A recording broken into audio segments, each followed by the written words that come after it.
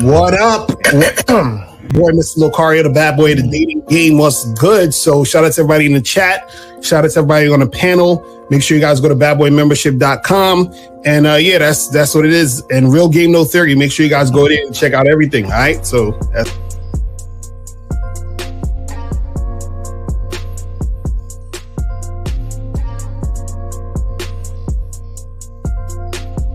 all right, guys, T.D. Williams, over 30 years in the motherfucking game. I'm not a part of a manosphere, pill, and all that other goofy ass shit they doing. So let's get it, guys. I got a question. Put a Q in there. If y'all want to call in, y'all got the number. We're going to chop it up. Let's get into it right now, gentlemen. Okay, we're talking.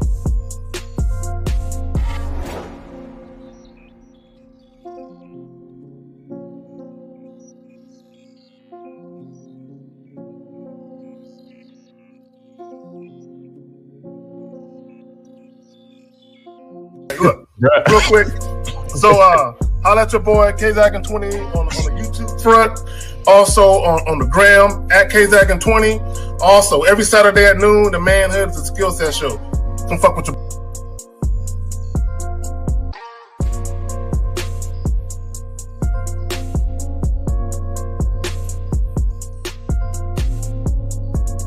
But my name is Mr. 1950. You know, I'm preparing you to prepare your woman to be a woman. Be a woman in your life. I am the last traditional man on the planet, and all I want to do is help you out. You can definitely contact me, Mr1950.com, Mr1950 YouTube, Silverback Lifestyle, Instagram. Just follow me, man. I mean, let's rock.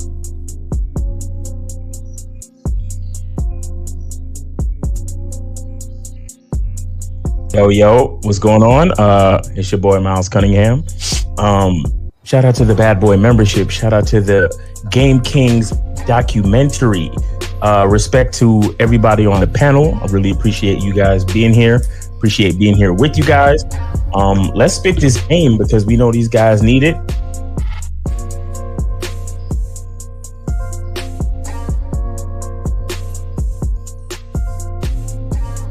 you deal with ain't gonna be a one-night stand, or they ain't gonna be like on the first night. And that's understanding the game too, because if you out here doing your thing, you know it ain't gonna always happen that way. But a lot of times, and this is where we talk about, you guys gotta, use your resources to learn more game and understand this, is that when you're out here really dealing with women, right, you're going to experience certain things that's going to give you a whole new mindset of what it actually means to deal with women.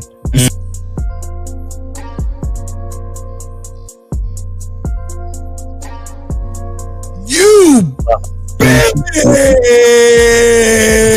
Man, how you missed the opportunity, dog?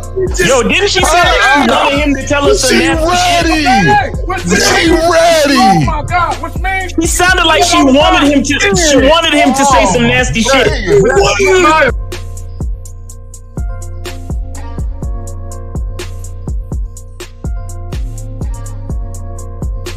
He gotta call her back and tell her, look, so I've been doing this in the past for a long time.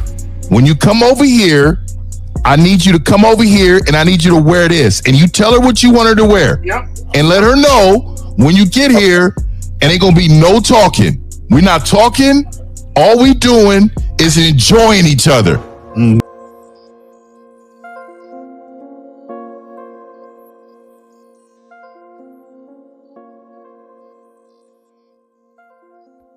It's like, why the fuck are y'all in these goddamn boyfriend-girlfriend relationships? What benefit is it bringing to you? Now, my thing is, like with the dude that was on earlier that had a chick living with him, she brought no value to that motherfucker. And all she cooked was some sloppy joe and some ramen noodles. So what, he could do that by himself. What he need that bitch for? Stop. You see what's happening right here? What's happening right here is you're letting your ego like fall in place with your dick. You can't do that. You have to separate that shit. You understand? Enjoy your time with these women and then leave it exactly where it is. Because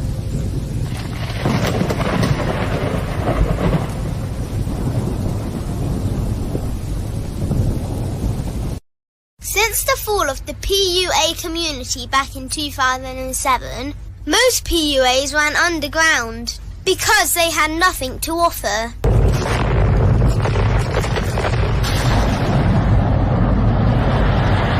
The content creator has become the hero today, dedicated to one single objective: to declaw and defang any person who listens. They decided to join forces to create a cult, and never giving those who listen a solution. It's all about clothes, cars and money, deception and manipulation, indirect game, going your own way.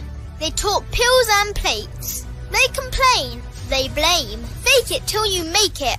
I just don't get it. A man doesn't need to lie to meet women. He just needs to learn how to spit flavour in her eyes and in her ears. Thanos broke down the game when he said, as long as there are those who remember what was, there will always be those who cannot accept what can be. Even in darkness, a man can find light. Sometimes the world doesn't need a group of fake heroes teaching lies.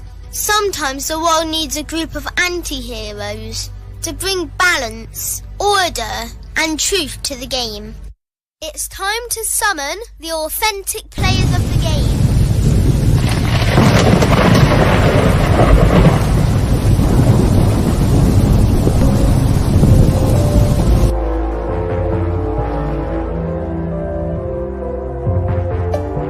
Only one group dares to challenge this threat. Gathered together from the cosmic regions of the streets, these anti-villains are hated because they put all the accountability on the man. They know the game will never be about women. They fight for every young man who is trying to learn their family name. Dedicated to truth, keeping it real and manhood. Get your notebooks out, ask questions, and call in. Don't just listen to the message, become the message. All right, we got the crew here, man. What's up, fellas? How y'all doing? What up? What's going on? All right. Let's start from the bottom on up. Start with 50. Tell them about yourself. Hey, man, I'm that motherfucker, man. That motherfucker that will tell you the truth in your motherfucking face and smile walking away to be that successful man I am. I'm Mr. 1950, the last traditional man. Happy to be here with you, gentlemen, man. Let's get this on. All right, Zach. All right, K-Zach at 20 here, man. Has the skill set. It is. Of course, I got screaming kids in the background. So I got to get it out the way real quick. Again, glad to be back amongst my compadres and shit. Let's get it in, man. All right, guys. Team the D Williams, the man mindset, man. Here with the family, the real ones in this motherfucker. Miles, you up, baby? Yo, what's going on, man? Happy to be here. What's up, guys? Shout out to the chat. You know what I'm saying? Let's get it, man. Let's go, man. I'm ready. Let's go. All right, Lacario, what up? This what's popping? I'm still drinking the coffee, man. It's early for me. You feel me? So let's get it going. All right, hey guys, game guys. Y'all want to call in? Y'all got the number to call in and ask questions. You know, there's this thing that I was thinking about that's weird that's going on. That's always been going on. That guys named Chad, Tyrone, Boom Boom, Ray, Kool-Aid, and Fruit Loop, whatever they are that it's like there's something wrong with these guys. Like so they have balls. They don't give a fuck what women think. They're unpredictable. They're authentic. They're unique, and they have supreme confidence. So why would you hate these guys versus learning what these guys are doing? That's what we're talking about today. Talk to us, guys. What's up? Well, let me jump out there and do this. I don't know if Lacario remember, but Alfie had a show that we was on like 3 or 4 o'clock in the morning. Right. And there was one particular dude. There was one. I don't want to say his name and shit because it ain't no shade on him. But he kept obsessing over the fact that he had this vitriol for the guys he went to high school with because they got all the ass. And now that he's up, he got money.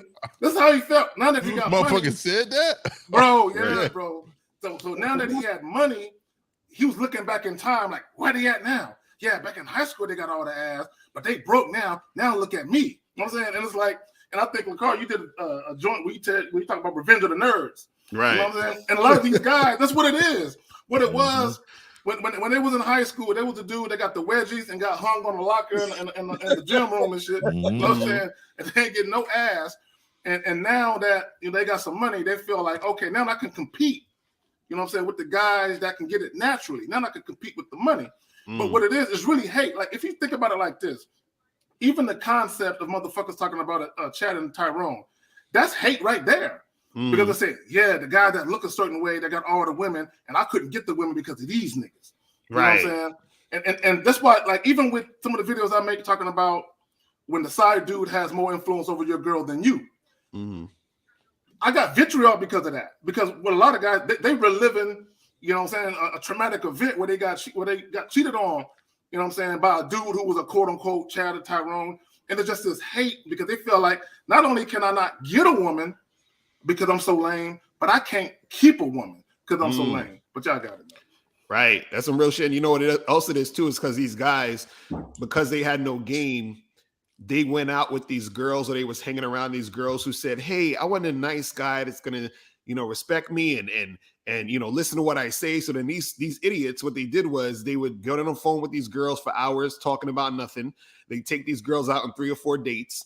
And then the girls would just not give them any. And then what happened is that they found out those same women were having sex with these other guys as soon as they met them. Or these same women were getting with these guys, and these guys didn't have to take them out and do nothing. So because these dudes didn't understand the game, what happens is that they're mad at the guys who's getting pussy. And then they're looking at the women like, man, I'm a better guy than that guy. How come you gave him the pussy? You see what I'm saying? They're like, why are you giving Pookie and Ray Ray the pussy and you ain't giving me the pussy? I got a good job. I'm making money. I go to church. You know what I'm saying? I'll pay my taxes and all that. Right, exactly. So they don't understand. They see dudes that don't got game. They look at women in the sense of thinking the more good I do as a human being, that means that I'm owed a woman. That's not how it works, though. You know what I'm saying? That's what they think. But I've actually heard guys say that. Right. I deserve a good woman. I'm a law-abiding citizen. I never had so much as a parking ticket. I'm not no drug dealer. That's real vaginal. Destroy the community. Yeah, bro. That motherfucker putting his application out there to the atmosphere and shit, expecting a bitch. But I was that guy who used to slap plates out of motherfuckers' hands in high school when they walking with their food. I was that guy.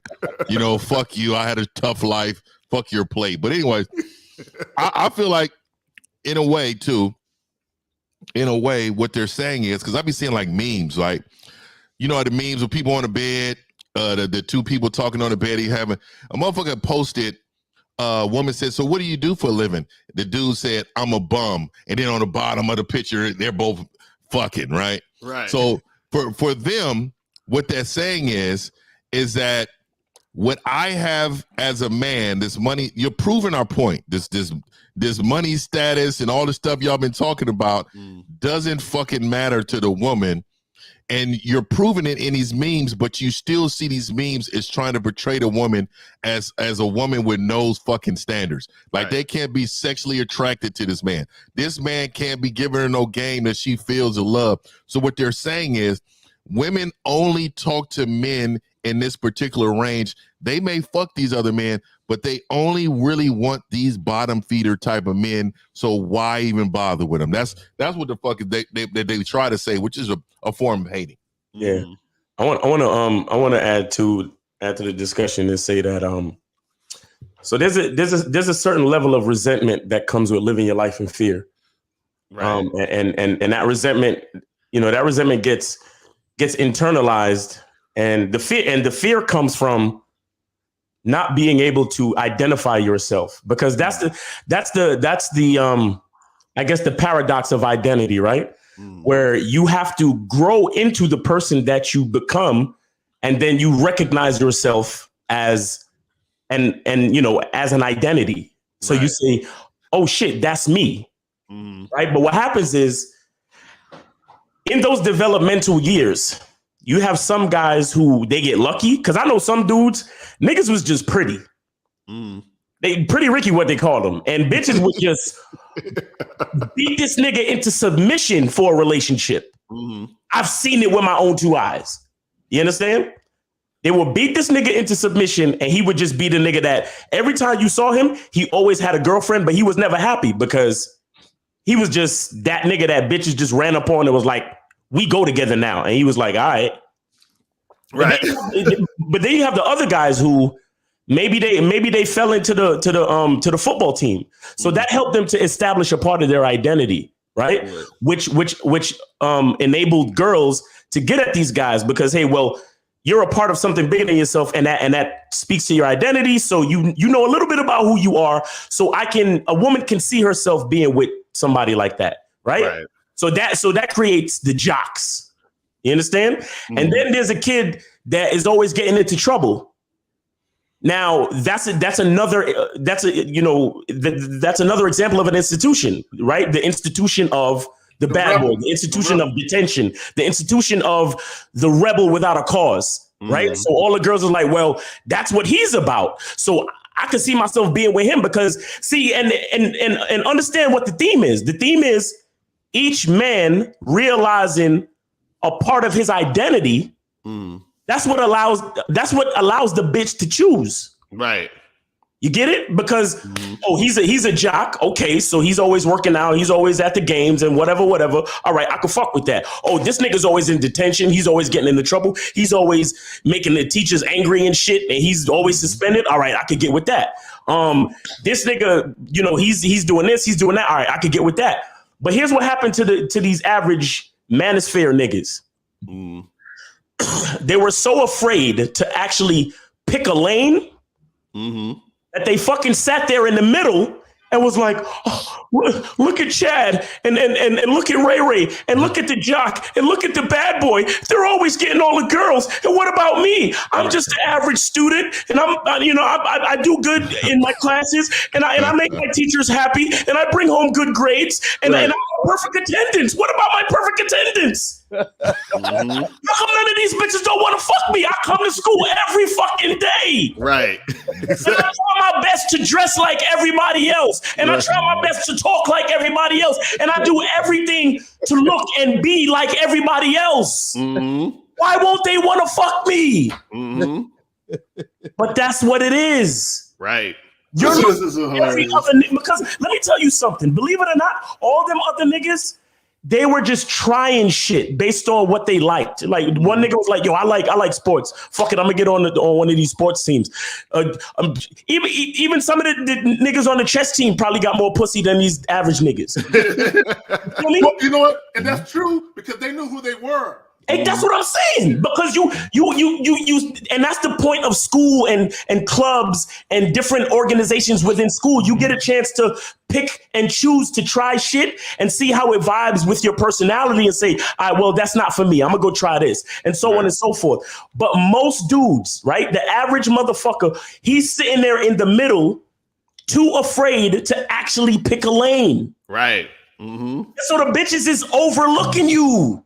They looking over your head, nigga, because you ain't got nothing special about you. And on top of that, you're too fucking afraid to actually choose something to do with your fucking life. Well, yeah, but this nigga Miles is spitting today, boy. It's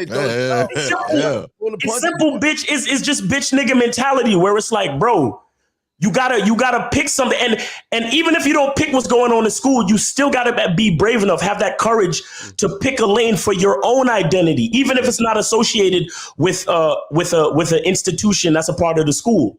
You get what I'm saying? Because there was always guys, like there was always those dudes who nobody even knew anything about, and them niggas had the bitches' attention simply because we didn't know nothing about the nigga. Right, but Miles, here's the thing that's crazy. Okay. If they are getting what you want, right? Why would you hate on their success?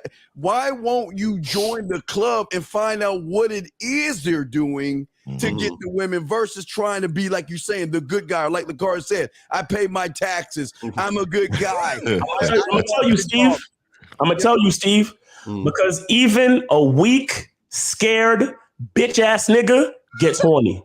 And you know what it is? Also, you know what it is too. This is the reason why they don't want to learn, because even though they're not getting pussy, what happens is that they still low-key feel like they're better than that guy who's getting pussy. So they're like, well, at least I'm not an asshole like Ray Ray, or at least I'm not a dick like Tyrone. And or a dumb, you remember the whole dumb jock thing? Or he's exactly. just a dumb jock. He's just a dumb jock, right? So at least I'm smarter, so I have something up on him. So now the thing is that their identity is at least I'm at least a good guy, even though these guys are assholes. You see what I'm saying? So what happens is that they don't ever want to be able to interact with those guys because low key they feel like, well, I'm a better person than him. So why would I even talk to this guy? It's, you know what? It's those guys are assholes and the women are stupid for getting with those guys. You see what I'm saying? And this is where you get a lot of the manosphere red pill rhetoric, because it's guys who didn't have game pointing the finger at the guys who had game, saying they're dumb and stupid or whatever, and then pointing the finger at the women, saying the women are stupid for choosing those guys. You see what I'm saying? And what do they say? What do they say in a lot of these videos? Oh, when you was younger, you wanted these guys. Now that you're older and you have a kid or two, now you want the good guys. Exactly. It's the hate. And I'm going to tell you something else that I noticed. You have dudes that say, oh, these game dudes. Right. Yeah, I hear that. I hear that. That and they hate on dating coaches. You know why they hate on dating coaches? Because it's like 2.0 revisited. Like, fuck, I can't get these niggas out of my system. In high school, these niggas got all the ass. Now that we're in our 20s, 30s, and 40s, these niggas are still getting all the ass. God damn it, these niggas. That's what it is. That's why when niggas surface on the tube and they talking that shit, they're like, man, fuck, these niggas won't go away. It's just hate, bro. Yo, I'm definitely going to claim boom boom right there, man. I done smashed plenty of women with that same mask on, so I'm gonna go ahead and claim boom boom. They like that shit. They like for you to put a mask on, fellas. I'm gonna let y'all know. But go ahead, Miles. I know you about to say something. No. We got a call if y'all ready. Go ahead. All right, let's go. All right, 463. You are on live with the Real Game No Theory panel. What's up with you? Yo, this is Brody Dharma. Who that? Hey, I just wanted to call and say, hey, this is Brody Dharma. I just wanted to call and say, I think a big part of it is just a lot of guys, when they grew up, they weren't around anybody who had game outside of archetypes that they saw as something that would lead to a bad outcome in their life. So if all they seen, because they didn't have enough game or experience with women to know that dudes outside of those archetypes would get women too, they didn't know where to put their head in. Right. So like me, I always grew up, I was a blur. Me, I'm into anime and shit like that. But at the same time, when I was in high school, I was an undefeated boxer, music producer. People knew me as a rapper. So I could be around the nerd crowd, but I could still get women. But when dudes don't see that you could be outside of an archetype that's bad for your life, like being a drug dealer, a gangbanger, or being somebody who they real socially programmed and think that dudes just mistreat women, then they think that that the only way to get women is to be something that they not, or something that's going to be harmful to their life. But that's just because they weren't around dudes who was getting ass without doing all that. Right. Yeah. Interesting. Yeah, that's a good point. That's definitely a good point. Well, let me say this, because a lot of guys, and they'll say, oh, all these women want drug dealers, gangbangers, and that. Well, what it really is that's a woman's interpretation of what masculinity looks like, just from her own perspective and how she grew up. If you grew up a certain way, like if you grew up in the hood, like those guys, those are the go and get it guys, the guys that are on the grind, they chasing the paper, they ain't playing no games. So those are the guys that are the quote unquote masculine men. So it's not necessarily about the money or about that. It's about they ain't soft niggas. And because no woman wants a soft dude. You know what I'm saying? So now you could take that to, other parts of society, and women are always going to gravitate to the guys that aren't soft. The guys let's look at the nature, right? Even in the nature, even those animals, they're looking for the best DNA male, right? So of course, when they get around a masculine man that make them feel good, of course they're going to want to have their kids with this man. And see, this is where these other men hate on, because they don't have that understanding of life that, hey, like, why is she talking to that man? It's definitely because she wants to be a part of his life. She wants to be with him. And that's factual things. Like, a woman wants the best she can actually get. She wants a man that's better than her. Right. Now, all these men talking about all these men talking about, I'm looking, these women are looking for a partner and equal. They ain't looking for none of that. They want no equality in a relationship. They want you to be better than her. Straight up, man.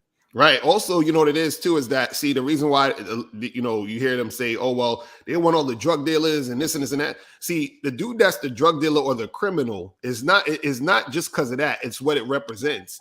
Meaning that it's saying that this guy is saying, I'm going to do me regardless of what society is saying. That's what I'm saying. That's all it's about. There you go. And that's the representation from that perspective. So you don't got to be a drug dealer or a criminal. You just have to do you regardless. And like Miles, you were saying, is that these guys are the average guys, which is why they're average. They're trying to be like everybody else. They're copying everybody else. They're not fully embracing who they are. So if you're fully embracing who you are, you will be different than everybody else, and you'll actually put that unique spin on what it is that you bring to the situation. You see what I'm saying? And then that's the thing that chicks want to fuck with, because a lot of these dudes out here, they don't know what they want. They don't know where they're going. They don't know how to do, what they want to do in regards to their own life, but also dealing with chicks. And then they wonder why the women don't want to fuck with them. You see what I'm saying? But if they have the drug dealer, the criminal, what they're looking at is, damn, well, despite knowing that this guy can, get shunned by society for what he's doing, he still decides to go his own way, to have his own lane. You feel what I'm saying? And do what he feels he needs to do for himself. I'm glad you said that, Al. I'm glad you said that, because it goes to, a lot of guys are socially conditioned to behave a certain way. Right. So when they get at women, everything that they do is customary. Well, this is what you're supposed to do. This is how you're supposed to do it. Women don't want that. As Steve would say, you're a cookie cutter. You're doing everything that every other guy is doing. And, stop asking them, what's your favorite color? Like, all that goofy shit. All that goofy shit. Oh, what's your favorite restaurant? I'll take you there. You know what I'm saying? That goofy shit. Yeah, but guys, this is the thing though. We're not drug dealers. You know what I mean? We're not hood rats. Over here, bro. I'm very addicting though. I will say that. I'm a part of the drug. I'm a part of the drug. He's like, I am the drug. I am the human version of I am the medicine, right? There it is. There it is. But what I'm saying is that it's not where we are and what we do. It's the success. It comes down to success. Women don't want good guys. They don't want nice guys. And these guys don't want to be bad because they're worried about being judged by everybody. We don't give a why we fuck is because we don't care. Right. We don't give a fuck. Exactly. Hey, caller, you good? You got anything else to add? Yeah, I got something to add. I do think that there's a certain aspect of like how somebody internalized definitions of masculinity. So like if a woman grow up in a certain environment, a lot of times what she sees as masculine is something that's not going to be positive towards the outcome of somebody's life. But that's not a man's responsibility. A man's responsibility is to create his own sex appeal, to get his own sexual skills up, and define masculinity for what it's going to look like in his life. And they some bitch ass niggas to me, but I feel for them, like the dudes who feel that way because they haven't seen it. If they haven't seen it, then I don't feel for them niggas. I have no empathy. Yeah, I have none either, man. To be honest with you, I like some level of bitch ass men as long as they don't have kids. Once they start to have kids and they breed, you know what I mean? I'm cool with them being bitch ass men, but when you have some kids, you just transfer that information. So it's okay because bitch ass men actually elevate men like us on this panel. You know what I mean? So I enjoy it. But all right, caller. What I will say though is that them type of dudes though, I can't fuck with them no more, because those type of dudes, if they'll simp for women, then they'll betray you in a business situation, or they'll be a coon and shit like that. Facts. Fact. All right, man. We appreciate your take on it, man. Thanks for supporting the show. Thanks for calling in. Right? There's a lot of niggas that need to be neutered. You know what I'm saying? Like don't want you niggas having no sons. You gonna fuck up the world. Please don't do that, man. All right, we got another one. 407, you're on live with the Real Game No Theory. What's up with you? How's it going, brothers? My name is Damien. I wanted to add on to this, and I think something that you guys are missing is that you guys aren't talking about how divisive the manosphere is. Like, they're talking about how divisive and what's strong. Well, the manosphere is divisive. All these guys hating on women. Well, that's true. There's a lot of guys that hate on women. Okay, I'm not gonna deny that. Well, That's true. yeah, but why are you part of that cuddle party? Well, I'm not a part of it. I want to go deeper into it, and I think the problem is the social engineering. What? The social. Explain what you mean. Steve, yes. Hold on, Steve. Let me get it out. Social engineering is where social engineering is. There's people in certain positions in society. You know, they might be at universities. Okay, call it. Hold on. Call it. Hold on, real quick. I'm gonna stop you. Be quick to get to your point because Steve's about to go off on you. So we're trying to prevent that. So hurry to get to your point. like, be quick about it. Give us a shortcut, not the scenic route. Engineers, I'm gonna get to the point. They've been around for at least 100 years, and I've heard Steve talk about people back in the days, the PUA. All they really were just social engineers. No. And the same thing that's happening today, they're social engineers. All right, caller. I'll call her. All right, let me ask you this simple question. They're allowed to say what the fuck they want to say. I understand I will always say this real quick.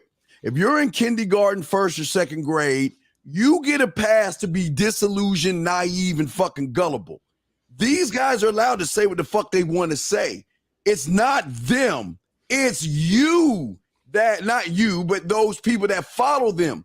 Y'all are following these motherfuckers. They're just putting out information. Do you believe that shit is true? I'm not. But it's not social engineering. It's a choice. Accountable. They're not accountable. Everybody has free will. They have a choice. But what I'm saying is, there's even bigger fish to fry. Okay, cool. All right, great. We appreciate you. Well, can you give an example of one of those bigger fish that we need to fry? Well, one of the biggest fish to fry is world government. Jesus Christ. Oh, man. I'm here for hours explaining it. You know he ain't fucking. But see. Okay, no. Caller. See, the thing is that you're kind of leaving the reason why it'll take you hours to explain is because you're kind of leaving the core of the argument. You understand? Right. We're talking about dudes in the market of the YouTube space. That's what we're talking about right now. We're talking about the guys who are talking to other guys like you who are poisoning their brains with philosophies of fear. That's what we're talking about. You understand? Like you trying to go on some conspiracy theory shit. Like we good on that. We good on that. What we're talking about is the blind leading the blind within this market of people trying to use fear, trying to hate on other people because of their own failures and shit like that. You understand? Yeah, like what does the government have to do with all of that? And exactly. And I will say to your point, caller, we understand social engineering when it pertains to music on how men want women to be traded with this baby, I'll buy everything for you type deal.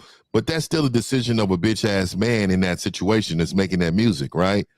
And then for us to consume it, you get what I'm saying? So people are going to put a lot of bad products out there. That doesn't mean there's an overall goal in order for everybody to be like this. What I'm saying to you is you got to understand bitch ass men do have money. They do exist and they do put out products for everybody to buy. So it is up to you in order to purchase it or not. So I understand what you're saying, but like I'm gonna go back to the man building his own road and his own role of success. We build our own role based upon how we want to live our life. What we're saying on this panel is we build a road, but we're not going to complain on it because we built it. Exactly. That's the difference. Right. Them guys don't build any roads. They're part of somebody else's road. They didn't want to complain about what's going on and why this road ain't built. You get what I'm saying? Let me add this. Carl, this is what I want you to understand. This social conditioning, you look at the movies, you know what I'm saying? If the nerd tries hard enough, he can get the girl, right? You look at all this goofy shit, right? You look at the music, one of them rap niggas talking about I'll trade it all, you know what I'm saying? That type of shit, you know what I'm saying? Okay, that all that shit is what it's doing is giving all the goofy motherfuckers hope that them two can have real love. So it's important for real them love. whatever the fuck that is. But twin flames and soulmates and all that goofy shit. But running towards each other in the rain and shit. or through a field of daffodils, and they end up jumping in each other's arms and shit. Yeah, that's some bullshit. Yeah, so it's all bullshit. But the point is what they want to do. The more sense they have in society, the better for the economy. Number one. But also, they feel like the more sense they can have in society, that lessens the likelihood of masculine men who are bad boys that's going to tap their dame. You know what I'm saying? That's all that shit is. That's why they're trying to dilute masculinity right now. Bro, it's a plan. I don't know if you can see it brewing, but it's a fucking plan. Right. And the biggest go ahead, Miles. To add to that, it's like we're not really trying to fry any fish in particular. We're just trying to expose the truth. Because the bottom line is that it's always going to be a population of bitch ass niggas, and it's always going to be a population of real niggas. We just trying to speak for the real niggas. That's all. You know what I'm saying? It's not about frying fish or trying to get at anybody directly. It's about exposing the truth to let you know that it is a choice, and to let guys know that there is a choice that they can make. You understand that they could actually choose people who are actually speaking the truth, or they could choose them other guys. It's up to them. Go ahead, 50. Yeah, I'm just gonna say this really quick. That movie Castaway was a bitch ass movie for me, right? So when the motherfucker was stuck on a fucking island, he gets back. He gets to his bitch's house that he was married to. Of course, she moved on. But this motherfucker actually got in his car and left. I'm telling this bitch to tell this motherfucker to get his shit and get out. Take control of the situation. He just accepted the fact that she's moved on in her life. This is the type of shit that men really believe that goes on. You don't have the control or the influence over this woman down the road to make her jump when you fucking tell her to. 50. You get what I'm saying? Oh my God, it's crazy, bro. It's crazy. Hold on, let me break down for y'all who haven't seen Castaway. I'm gonna break down the scene. So it's the scene where he shows up. He shows up at his ex's house. It's raining. She moved on. It's raining. It's a rain scene. Pouring rain. It's pouring rain. and he goes in the house. They're talking, and she is like, "Fuck that nigga I married. You're the motherfucker I wanted." He's like, "No. Be a good woman. Be a good woman." Go back to She was kissing this nigga and everything in the nigga house. Leave her marriage for that nigga. You know what I'm saying? But see, that what society wants you to do is don't cheat on another. Don't be the side dude. No, tell the woman no. Be good to your man and go back to him. And I'm like, see, again, it goes back to society is trying to suppress. It's a bitch ass nigga, man. Exactly, the fact that women in some cases are more sexually attracted to men they're not married to. So they're trying to suppress that and get rid of that shit. This is why niggas hate. They hate us, bro. They hate the shit that we talk about. Motherfucker, hey, Zach. I was on the couch when I first seen that movie. This is years ago. I was like, look, you got the bitch.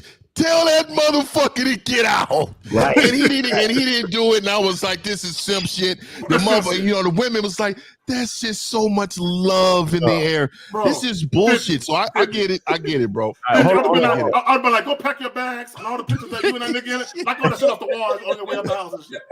And I've been mad at the bitch for not looking for me hard enough. Bitch, you gave up. Bitch, you gave up looking for a motherfucker, man. Fuck you, bitch. Yo, caller, you good, bro? You good? We about to move on to another call, man. You all right? Information, brothers. You guys take it easy. All right, peace, bro. There you go. Shit. All right, we got another one. Shit.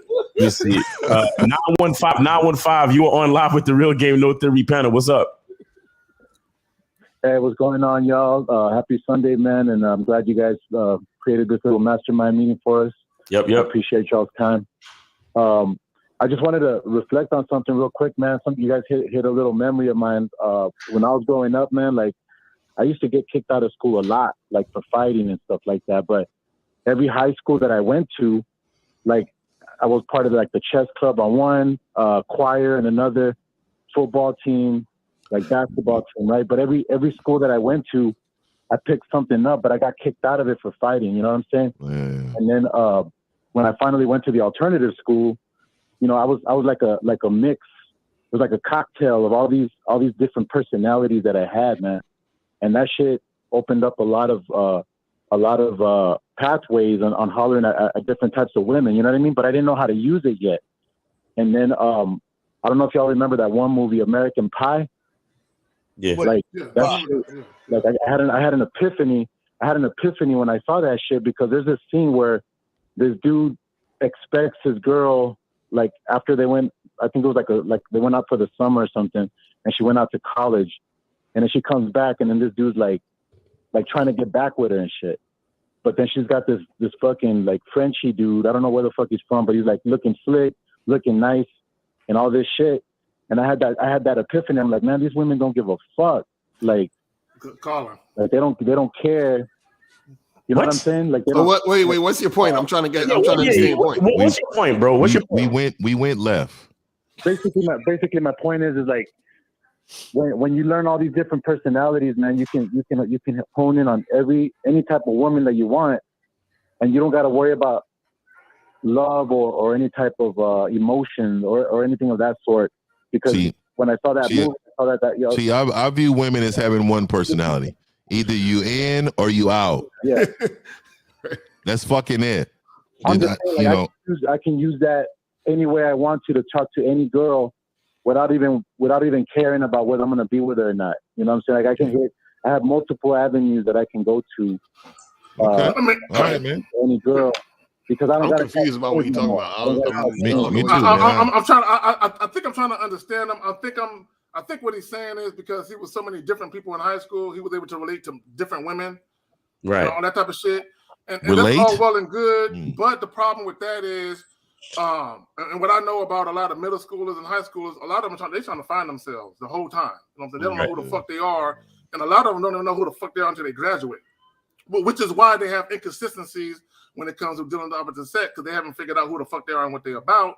Right. Because they're trying to be like this group, they're trying to be like this crowd, they're trying to be like this crowd. But I'm gonna tell you, in high school, nigga, you couldn't sit at my lunch table, nigga. You know what I'm saying? But anyway, so it's gotta be,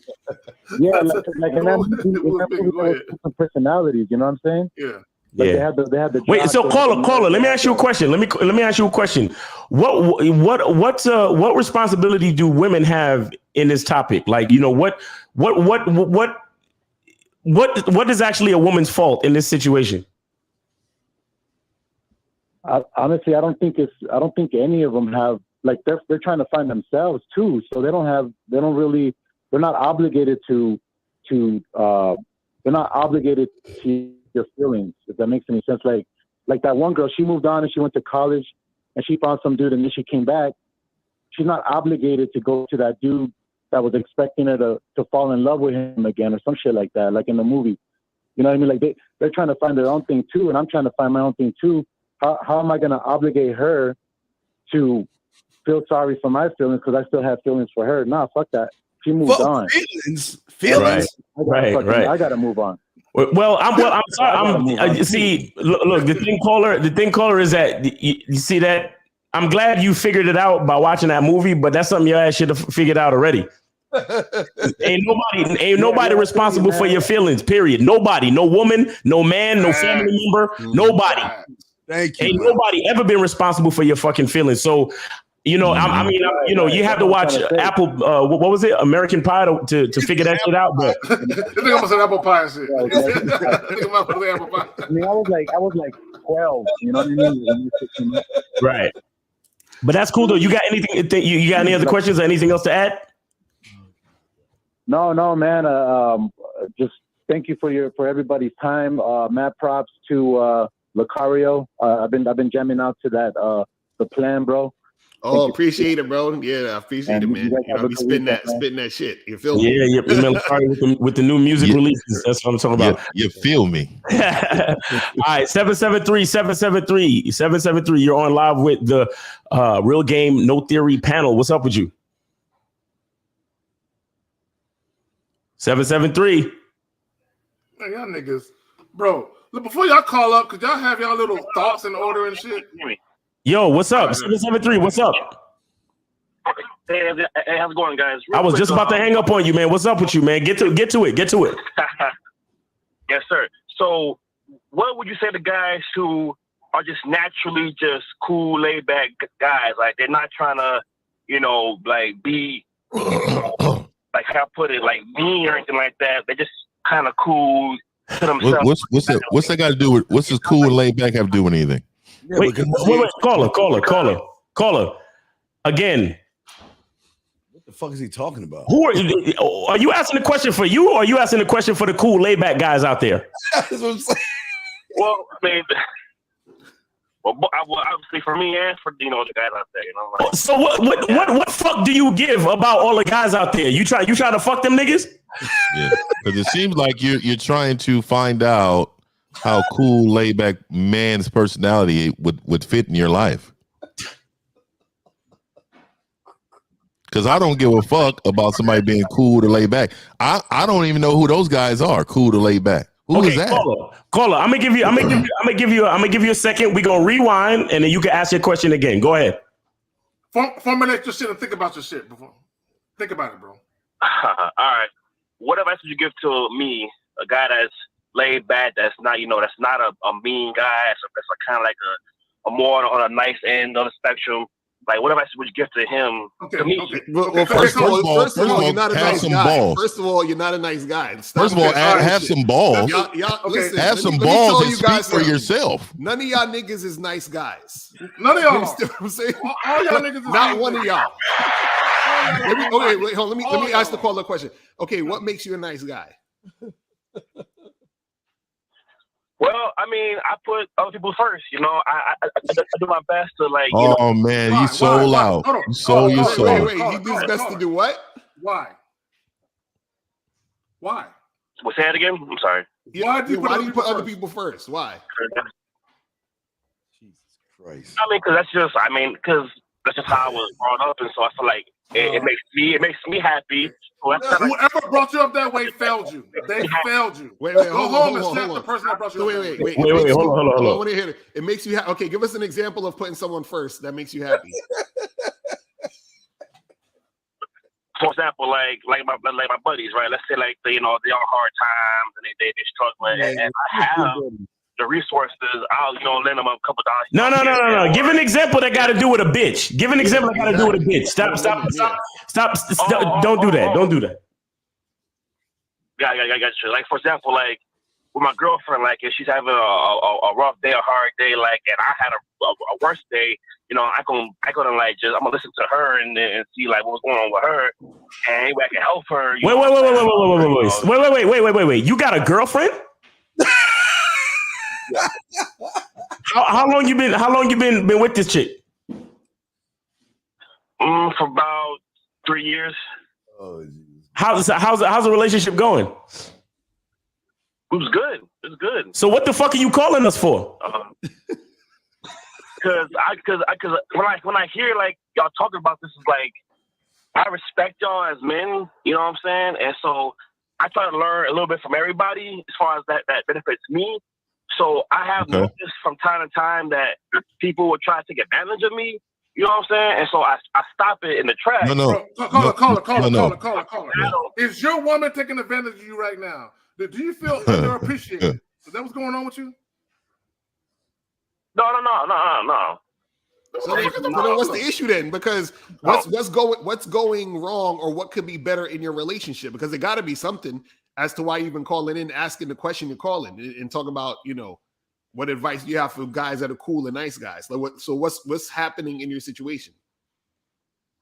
Because I guess because I'm foreshadowing that because I'm so cool and laid back that eventually she's gonna like lose her shit. Right now she's good. She never has. Caller. I'm gonna ask you a question. Don't lie. Did your woman put you up to this? Yep. Did she say call them niggas? I don't agree with them. Caller. Nah. Oh, you lying? Okay, let me ask you this. Does your girl ever ask you to do something and you don't want to do it, but you do it anyway? Nah. Yes, you do. You just said that you are. Stop. You said you like to put people first, right? There's no man that'll ever say that they're a pleaser.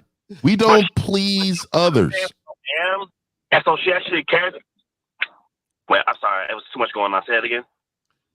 No, what I'm saying is you just said that you like to put people first because it makes you happy. So what I'm saying is, I'm sure your woman has asked you to do something or said something that she wanted you to do that you wasn't really trying to do. You was like, I don't feel like doing this shit, but you did it anyway. So what I'm saying is, what was that thing? Because I know it's something. You've been with her for 3 years. I'm sure it was something at some point. I mean, tell us what that is. If I could be petty, like go to the store, you know, and go to grocery shopping, like is that petty? Is that petty? To do. No, like, hey, sir, is that really petty? Is that really petty? No, it should. Like, you know what I'm saying? Like, this is what I'm saying. Have you ever told her you didn't want to do it before? Have you ever told your girl you don't want to do something? You told her, hell no, I ain't doing that shit. Yeah. Hell no, I ain't doing that shit. Yeah. Actually, the other night, she asked me to go to Target, and I was like, you know, I'm not really feeling it, you know. So and what happened? And what happened? Tell us what happened when that happened. When you told her no, what happened? She said that's fine, and just walked off. Okay. So then what's the issue then? Because now, again, you're saying you're being too nice. That's not nice. You understand what I'm saying? That's just you saying I ain't feel like fucking doing this shit. So what's the issue? I'm still trying to get to your issue. You haven't said any issue. You said you're in a relationship. You said everything is good. You said everything is cool. So what's the problem? That's what I'm trying to get. Why are you calling us today? Why? What compels you to pick up your phone on a Sunday afternoon and say, I'm gonna call these niggas and talk to them? Why are you talking to us, bro? Right, I guess because like I'm hearing that you got to be like a bad guy to have sex with women. No, when do we say you need to be a bad guy? Rewind, watch this again. We never said anything about being a bad guy. We're saying that a lot of you guys are not standing on your shit. You're not being yourself. You understand what I'm saying? You know what? Let me ask this caller another question. Caller, how old are you, real quick? How old are you, bro? 26. Okay, so you're in your relationship for 3 years, right? Yeah. Are you happy with her? Like, are you like straight? Do you feel like you said what? Yeah. Listen, I don't believe that. Do you argue with your woman? Honestly, not really. Like she's no. See, that's what I'm saying. You this, bro, hold on. Stop, bro. I feel like you're trying to dance around all of this shit. Like it's either you're doing it or you're not. Do you have arguments with your woman? Yes or no, bro? I mean, here and there, yeah. Okay, that's what I'm saying. So that's my point. There we go. So what do you have arguments about? Just like I'll go out, you know what I'm saying, with the fellas, and she'll be like, oh, like going out again. And I'm like, yeah, I'm just chilling. You know what I'm saying? Okay. You got one of them. You created one of them. You got one. Well, there you go. And see if you're right. I think you're right. So caller. Look, caller. You see what it really is you got a relationship. You want the relationship, but there's something going on that you're not telling us, bro. Right. You got a chick. This is what I think is happening. This is what I think is happening. Go ahead, L, you got it. I think this is from what I'm getting from what you're saying. This is what I think is happening. I think that you're in a situation where your relationship is working because you're probably in most cases acquiescing to your girl. You understand? Now, what happens is because you're doing that, you're like, damn, I'm being very nice to her. I'm being like very pushover, like whatever you say, yes, dear type of guy to my girlfriend. And now you fear that because you've been doing this so long, at some point she's gonna be like, fuck out of here and leave you because you've been doing that for a consistent period of time. Well, and he sees Boom Boom talking hard and saying what he wanted in the household, and he's thinking he may need to up that because I'm not doing that. Well, there's also one more thing. He feels like I think he's missing out and he can't figure out. And what I mean missing out is he's like, well, why isn't she saying bring that dick over here? And why isn't she like wearing the long trench coat with nothing on with his beard waiting for him when he comes in? Why ain't she talking dirty? Why ain't she being nasty and filthy like a woman would be with you guys on the panel? I think that's what I think he's got a stalemate relationship that his woman is happy or content right now, right? Because she runs into one of us. That's what it sounded like. Call her? Hey, I think we should. I think we should call her. I think we should call her, man, and ask her. You know, is she happy in a relationship? Right. No, and I get where she's coming from. You know what I'm saying? But it's with us, like actually, she more access to me. It's like, as in, like if like because she actually does respect me. So she is dirty with me. She is nasty with me. It's like, called conditional. It's called conditional respect. Right. And what? Because what that's are y'all called arguing conditional about? respect. You see what I'm saying? What are you arguing about then? Yeah. If all that's good, then what you arguing about? Well, like I said, hanging out with the boys. That's it. It's here and there. Really, like she's just so like needy. Like she just needs me around all the time. I'm like, hey, like I seen you like all day, all week. Call her. Call her. Real quick. I promise you, and I assure you, you did something in the beginning of the interaction where you the type of nigga. Look, Colin, let me tell you about yourself. You're the type of nigga when you meet a chick, you disappear. You don't hang with your homeboys no more. You don't do shit because you're so infatuated with the chick. You're so enamored with the chick. You probably spend about 3 or 4 months in seclusion with the bitch. I'm saying that's what you do. Wow. Then Velcro nigga. Yeah, he the type of nigga. Then after a while, you're like, God damn, all right, it's time for me to come up and breathe and live my life again. And then she's like, no, come back. Remember, we spent 7 straight days together. And wow. I did that with no human being. Oh, wait, hold on. I got to ask him real quick. I got to ask him real quick. How long were you with her before she became your girlfriend? Oh, shit. About 8 months. I don't see it. I don't believe that. Call her. You know what it is? Hey, do y'all live together? Do y'all live together? We do now, yes. She lives with me, yeah. Okay. What do you mean do now? So when did that happen? Yeah, when did that happen? How long into the relationship did that happen? 6 months ago, bro. So, no, like a year and a couple months.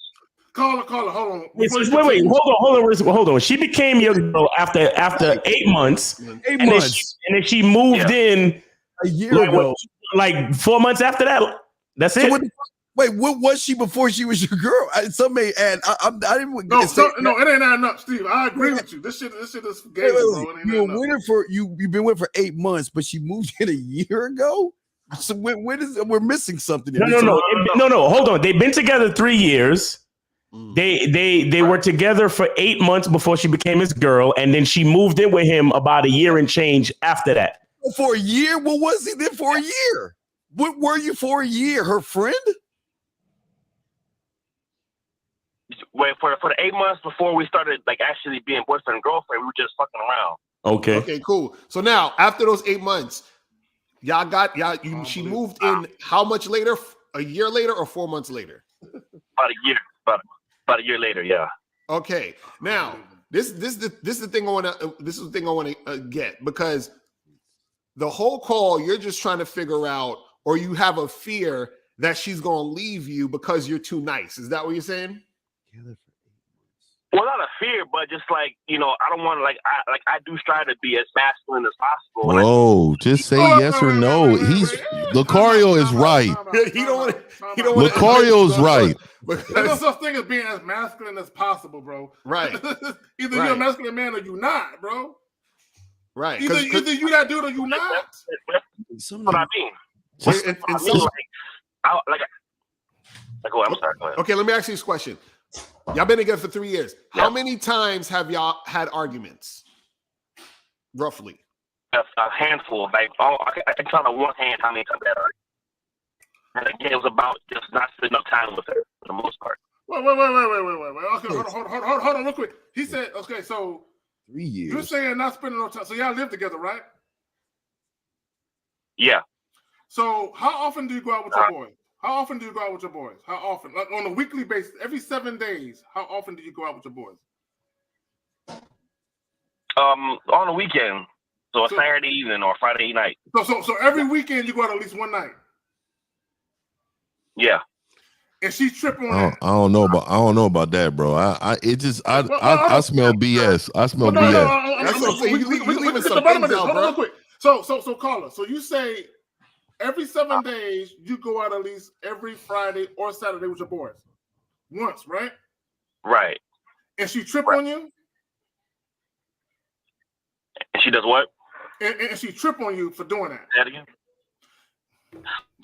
Right, because during the week I don't see her either because we both work. Caller, hold on. I'm trying to get to something. So every 7 days, within that 7 days, or at least once a week, you take time for yourself to kick it with your partners, right? Right. Now, was there ever a time when you guys were getting to know each other that you wasn't doing that? That you wasn't going out with your partner? Been the same since I met her. So you've been doing this shit the whole time? The whole time. Okay. So why she's still tripping then, bro? Exactly. Why is it still an issue? So man, no. I mean, it happens less now recently, but just like now. It happens. You see what's happening? You know what he sound like? You know what he sound like? You know when a chick get her ass beat and you like, yo, why you still with this nigga that's beat? Well, he doesn't beat me that much. And it's still not that bad. This is what you sound like. You're in an abusive relationship. Caller, man. If you can't be straight up with us, there's no reason for us to talk, bro. Like seriously, right? Because you're leaving a lot of shit out, and you're not really being real about what's going on. Your teeth and shit. I got you. So in the beginning, right? In the beginning, I cheated on her, right? And so there it is there. So now because you cheated on her, you're compromising your full integrity as a man to make up for what you feel like you did wrong. So you are officially a bitch ass nigga walking. So this is what I'm talking about. You have a responsibility as a man to stay a man. You should have been honest from the beginning with this woman and said, look, you're not enough for me. I need more than what you offer. This is what you're going to have to deal with. That's why stop claiming that you're a nice guy. Really what you're doing is being a bitch. Yeah, where's this nice guy? Caller. Wait a second now. Hold on, guys. Now listen. Now you said she didn't become your girl until 8 months in. When did you quote unquote cheat on her? Before or after that 8-month mark? After the 8 months. So damn. So you basically cheated on your girl. I thought you was a nice guy, bro. What happened? You was cool and laid back and you. Oh, you're in love with putting other people first. What happened? Yeah, you put that other bitch first. That's what it was. You said this vagina's better than the one I got. I'm fucking this bitch. How'd you get caught though? Yeah, how'd you get caught, caller? I told her. What? Because he was putting her first. So he was a nice guy. He's a nice guy, though. He's a nice guy. Caller, listen. Snitching on each other. Come on, bro. Caller, listen. We got y'all got anything else for this nigga? Because we got his lying ass. Good. Let the nigga go. Listen. If you want to know anything, bro, don't be a nice guy. Be a good man. All right. Exactly. Don't be a nice guy. Be a good man. All right. Peace, bro. Thanks for sharing your story. We appreciate it. Well, thanks for fucking staying on the line until we figured out your fucking story. Right. Yeah, bro. Yeah. Understand? All right. Yo, listen. Man, we broke him down to the bare bones, bro. That nigga's a manipulating liar. That nigga called in lying. I knew something wasn't right, bro. That's why chicks don't like fucking with nice guys. Right. Because that's what y'all do. Y'all be acting like y'all this and that, and then they find out some shit later, and they're like, who the fuck is this nigga? Exactly. You see what I'm saying? Who are you really? I just want to point something out. Y'all niggas can't get over on nobody on this panel. That's what I'm saying, man. We see through your bullshit. Together. Bro, all of us saw through the shit, though. Y'all gotta stop lying or else we can't help y'all, man. I'm serious. God damn. Shit. All right, so 646. What's going on? You're on live with the Real Game No Theory panel, and don't fucking lie. Yeah, I got this bitch. She be liking this. Hold on, call. Bro, you need to speak from your chest. Speak from your chest too, bro. You sounding right here, dog, right here. my dude. Start over, caller. Hello? Yeah.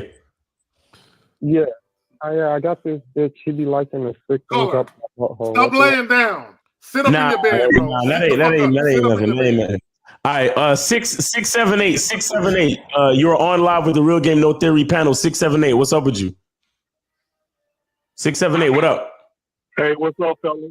I just wanted to say this, man. For my Falcons come on and beat up Steve, Dallas Cowboys, man. Whoa! That was kind of long-winded with all this bullshit. But check this out, man. Steve and Lucario, all the dating coaches and the real players, these are the guys that created the manosphere.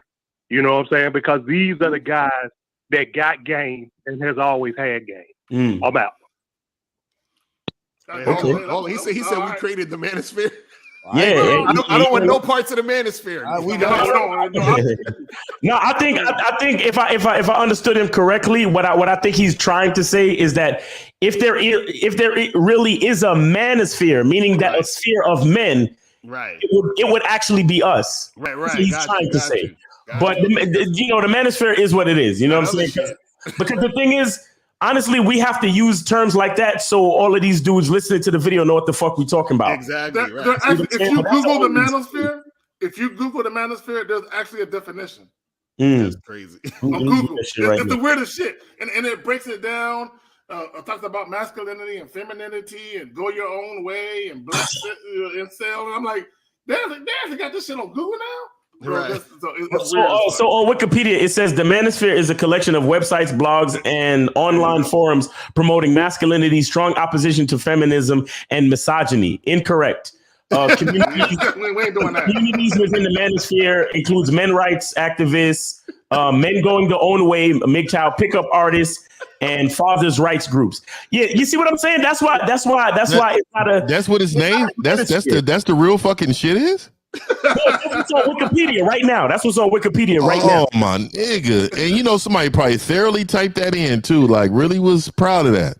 See, look, it literally says communities within the manosphere include men's rights activists, incels, MGTOW, pickup artists, and fathers' rights groups. That's what it says. I'm not a part of any of that. This is what I'm saying. I'm not part of that shit either. Yeah, I ain't part of that. Because they said that we promote an opposition to feminism and we promote misogyny, and that's incorrect. That's incorrect. I'm not part of none of that shit. Oh, see, and that's why we're not a part of the manosphere, because we look. I'm all about femininity, no doubt. You understand? I love me some fucking women. Are you crazy? Right. Yeah, for real. I'm only on a panel with men to spit that game, but I don't give a fuck about y'all niggas. I'm with you. I'm with you, my nigga. I'm with you. I'm with you, my nigga. Yeah. You know what it is? You know what it is, my nigga. I'm with you, my nigga. I'm telling you right now, all the way through. Don't bring no flowers to my fucking funeral, nigga. You know what I mean? We ain't doing that shit, nigga. We men out here, nigga. Facts. Yeah, yo, Dicey said he gonna roll out of his grave and be like, "That's vaginal, nigga." Nigga, that's real bad. That nigga feel like, "Can I put my roses on? I put a rose nigga, I know y'all ain't throwing no fucking flowers down here, nigga. Put a Hennessy down, nigga. Put a pound of Hennessy in my grave, nigga." Man, all the way till we gone, nigga. We for now we good on the lion ass call. So we got any question? We need I put a Q guys here. I got any questions, guys? But this is the shit thing. is funny as fuck, man. I'm tearing up. Goddamn. A lot of these guys think that. Damn, Miles is funny as fuck. That nigga's a funny nigga, man. Yeah, they're under the impression that we're like beating women or some shit. We walk away from women. We tell them no, we're not bad guys. We just we beat women off of us. Yeah, I mean that we do that. And consensual aggressiveness towards their throat and other parts that may help them physically get to their arousal. Man, that's funny. This nigga 50 stupid. Hey, y'all know what I'm talking about too. I know exactly what you're talking about. Yeah. A lot of these motherfuckers like, damn, these niggas are choking bitches. Bitches love to be choked. It's so interesting because sometimes I'm surprised how much they love that shit, bro. Right.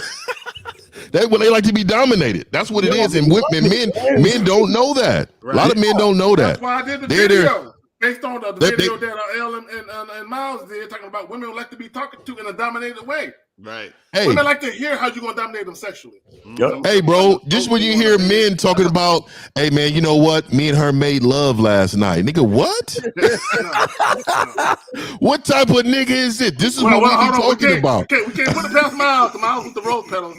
We can't put it. That nigga's not making love though. Bro,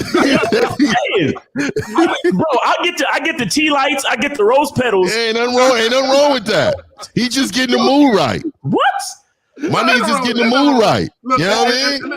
Let me say this real quick about romance. I did a video talking about why I don't introduce romance, and there's nothing wrong with introducing romance. I just know what that shit brings. Okay, it brings that bitch.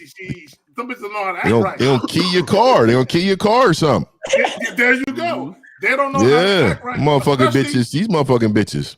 And see, when you that nigga, and then you already giving them dick. The lust is already there. The carnal attraction. But there's also levels to dick.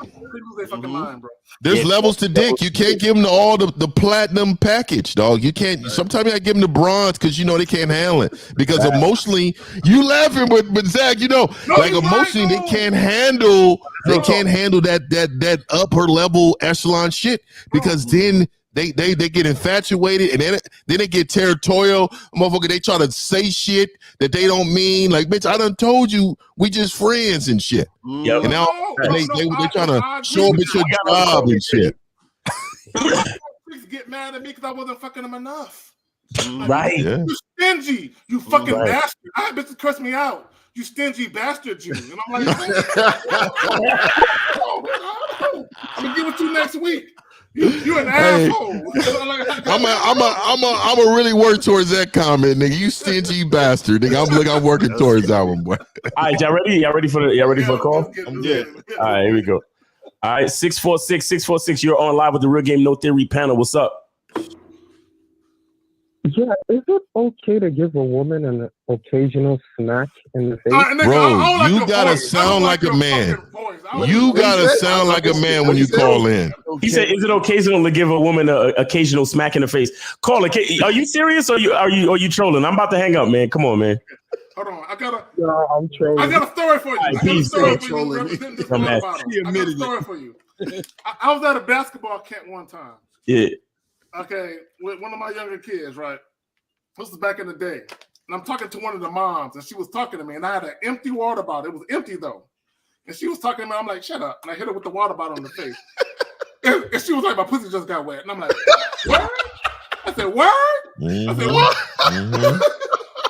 It happens. Now I'm gonna open this water bottle up and put it all over your face, bitch. Yep. I'm that nigga. I'm continuing that conversation. All right, hold on. Hold on. Face with a water bottle. Shut up. And she's like, ooh, 868. You're on live with the Real Game No Theory panel. What's up? 868. Oh my niggas. I'm cool. That is funny. For me personally, I think as a man, what I had a lot of was excuses. And just like the caller before, he was giving a lot of excuses for his situation. And for me personally, it's easy to have excuses, but once you get rid of the excuses and you do, simple thing like what Steve would say, just call that bitch and tell her you want your dick sucked. I did that recently and I was holding my breath. I sent it in a text message. Holding my breath. What the fuck is okay. She said okay. So men don't hold their breath. This is what I'm saying. There's a certain level of mannerisms that you need to make sure you always have, bro. So you was holding your breath, crossing your fingers. I could just envision that. Never did it before.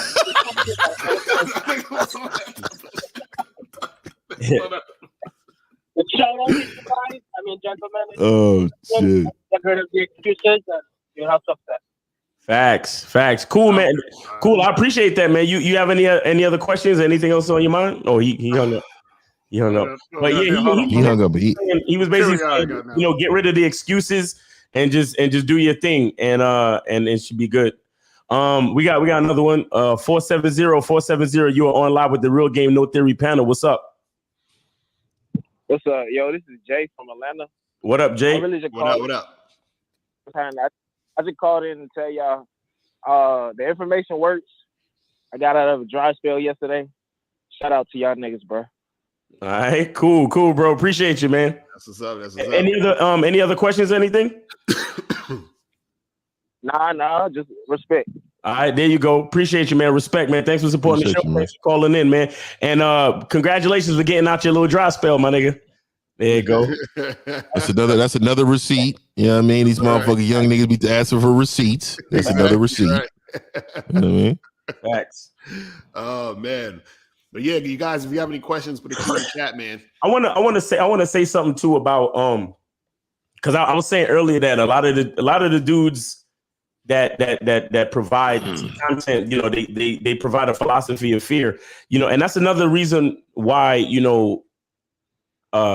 a lot of guys are stagnant and they create these archetypes and then they hate on these archetypes because hate is an emotion that's based in fear. You understand? Because the reason why you hate on seeing somebody else succeed is because you're actually afraid to take the leap and succeed yourself, because even success requires some sort of courage, because everything is an attempt. You understand? So you have to have a certain level of courage and confidence to actually make an attempt and go do something with your life. But it's so much easier to sit back and just hate on other motherfuckers who have the courage to do shit. You know what I'm saying? So that's why they create those archetypes. They create the Pookie and the Ray and the dumb jock and all that other shit, because niggas is just so scared. But it's easier to talk. It's easier to list statistics than it is to go out there and create your own math. You understand what I'm saying? And to create your own lane. And what I want to ask dudes is, I dropped a recent video where I asked, what type of dating experience do you want? Like, what do you really want to happen with these women?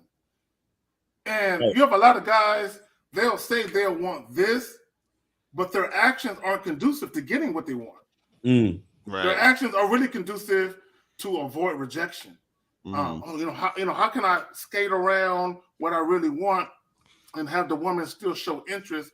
And my thing is, you don't even know if the interest is even genuine or not, because you failed to ascertain based on your topic of conversation if the chick want what you want. You know what I'm saying? I know, and shout out to the homie Steve, and I feel the same way. I don't believe in asking for a chick's number. I'll give her my number. You know what I'm saying? To a chick and be like, hit me up. And I had a conversation. And I said this in the previous video where the guy was like, "Oh, I'm just gonna do that. I'm just gonna give chicks my number." And I'm like, "Oh, partner, hold on.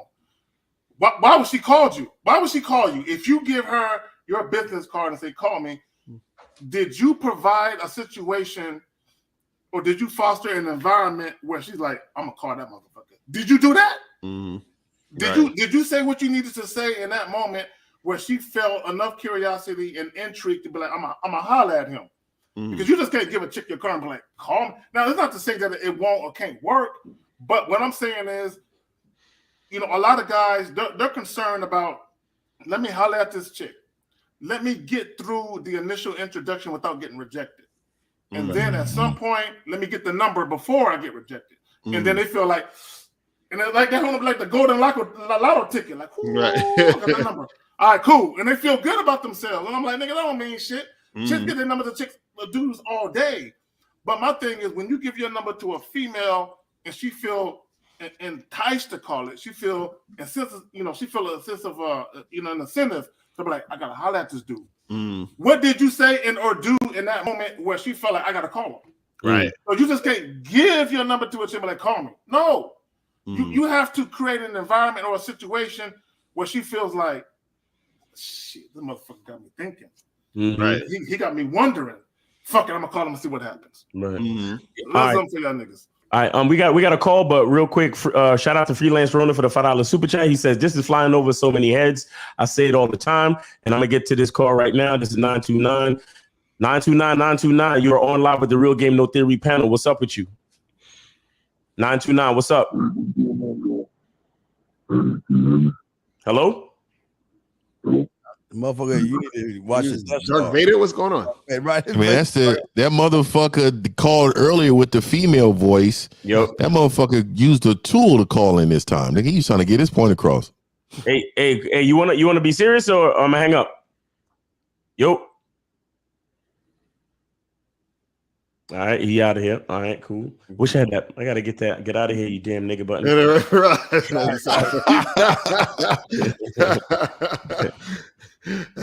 Yeah, man. Hey man, we got a question at 12:14 or 1:14. 1:14. Yeah. He said, "I set up a meetup with a chick to fuck at my crib later. What's the best advice to get my house popping?" Steve, you can answer that because you. To get my house popping. You can't do it, man. I think hey, wait. Miles, y'all play the why you always lying. Oh damn, I ain't got my sound effect on. Okay, all right. See, now me and Steve with this shit because we both believe setting up your shit like before a chick should even come over. You should have the lights, the ambiance, the music. Niggas got the TV on. What the fuck you got the TV on for? Why, nigga? It's not a slumber. I like to play Tupac. I like to play some gangster music when they first. I like for them to understand what's about to happen right now. It's about to be real aggressive the rest of the night. I'm telling you. No, if I got R&B on or something like that, it was by accident. You know what I mean? Because I like to wrestle with a bitch. I'm the opposite. That's you. Look, man, I like to wrestle. I like to, clean your house, especially the kitchen and the bathroom and the bedroom. You know what I'm saying? Get the lights down. You know what I'm saying? If you could get the lights down and maybe have a lamp on or maybe a candle or two just for lighting. Let me see what else. Situate the area situate the area where you're trying to fuck. Because you got some chicks, they never even make it to the bedroom. It's like the couch is just the perfect spot. Right. You know what I'm saying? So, and get the sometimes you might want to have the rosé or the Moscato, whatever bitches love to drink. Have that shit out with some water. You know what I'm saying? Get that shit popping. I got something for him. Now, caller, you might not have this type of setup where your crib got this type of situation. What I would do, I would invite chicks to the crib and I would take them to my bedroom. I'll be like, hey, sit on this bed. I'm gonna take a shower right quick. And I got the master bedroom right there, the bathroom. I'm gonna go in the bathroom. Hey, don't be peeking. I would go in the bathroom and I had the garden tub with the little jacuzzi jets, and I had the shower where it was all clear glass all around the shower. I'm about to shower real quick. Don't be peeking. And I would go in the shower and get in the shower butt naked, washing, and I'm looking through the mirror and I can see the door creep open. That's how I set up my shit. I'm saying that was just me though. I'm saying so if you don't have that type of setup, then you might not want to do that. But I would do that on purpose because I already knew she's gonna be peeking and shit. But yeah, I got it. All right, we got a call. We got a call in there. Hold on. This is 412. You're on live with the Real Game No Theory panel. What's up? Oh, hi. This is a sushi. Hey, sushi. What's up?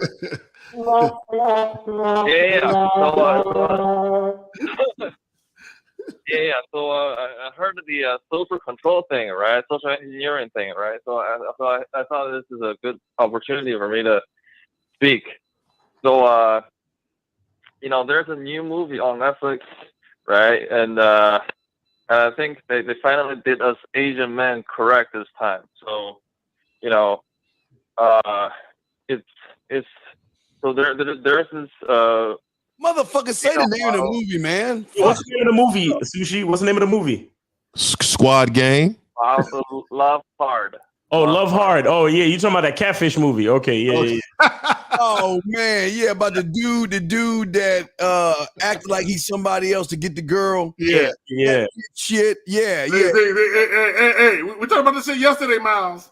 You don't want to do that type of shit. That bitch ass movie. That's you don't want to do that type of shit. Okay, so Sushi, what do you have to say about it, Sushi? So it's a catfish movie, but right? But the Jimmy O Yang got kissed with the Nina Dobrev, so that's awesome, bro. He lied to the dude. Do you understand? He lied to the woman. He lied to her. I'm not talking about the game aspect. I'm just saying, like, an Asian dude can get. Hey man, every time I hear you call in, it's about race. You have to feel some type of inept in regards of your nationality. Can you be honest about that, man? Do you feel like you're less than because you're Asian? Be honest. Yeah, because you're So that's you, bro. This is what I'm saying. There's no difference with men. Doesn't matter the race. Well, it's no difference, bro. Well, that's the same, but in reality, it's not, right? Like we Asians are second-class citizens and shit, bro. Oh my god, I can't believe I'm hearing this shit. I can't believe I'm hearing this, dude. Face the planet. Don't say that goofy shit. Bro, come on, bro. Don't talk that dumb shit. At the end of the day, there are all races of women that will fuck with Asian dudes. You just ain't finding a chick that want to fuck with you. So what you're doing is you're making the situation bigger than what it is. But like, oh, no women outside of Asian women want to deal with Asian men, and that's not true, bro. The evidence is all around you. Walk down the street, walk in New York, walk in San Francisco, walk in Houston, Dallas, Austin, these bigger cities, and you're gonna see all types of motherfuckers with different motherfuckers. Right. Period. You're gonna see it. Now you might question it, like, why that motherfucker with that motherfucker? You might question it, but you're gonna see it. See, what you're doing is you're projecting your own personal failures onto everyone else. Like this is everybody else's situation. This is not true, fam. This is not true. Oh, that's about like catfish movie and shit. Yeah, man. I don't. Go ahead, Miles. Sushi, what you got to say? Yeah, I just want to recommend the Netflix movie Die Hard to everyone. Everyone that's listening. It helps us. Sushi. Let me ask you this: do you think Asian women prefer black men? I don't know. Then why would you think there's any difference? Then you get what I'm saying? I don't understand that. So what are you saying? You should be promoting Squid Game and shit. Well, okay, Sushi. Hold on real quick before you answer that question. This is the fact that people of whatever race typically prefer their own race. Typically. Typically. Now, there are going to be people who go outside of that because they have this desire to fuck with other people. But even with attraction, like for me, I've been with Asian chicks, white chicks, biracial chicks, Puerto Rican, Brazilian. Every single race, Arabian, every Muslim, nationality. All of them. I've been with all of them.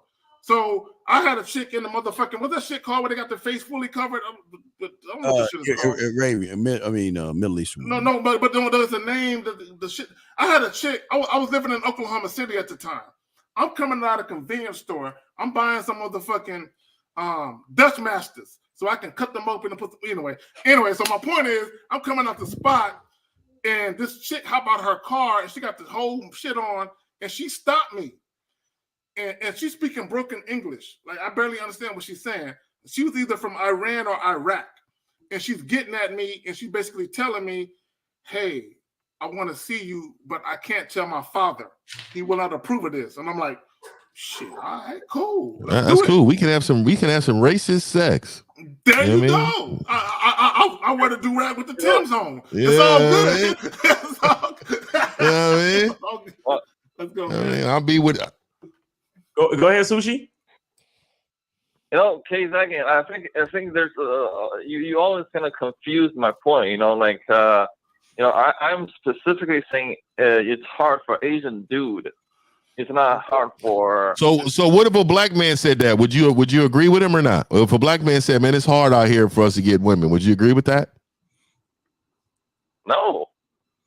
See, and this is what I'm saying. So you obviously believe that black men are superior when it comes to talking to women. That's what you believe. Yeah, I know. Look at. See, and this is. I just told you. What I just told you is, I know. Let me just say something. I've known some Asian cats This dude named Cal, and I talk about this Cal all the time because he was close to me, one of my homeboys before he died. This cat used to holler at this dude was on it, bro. It's all about how you position yourself as a man in order to achieve your goal, regardless of what that is. Right.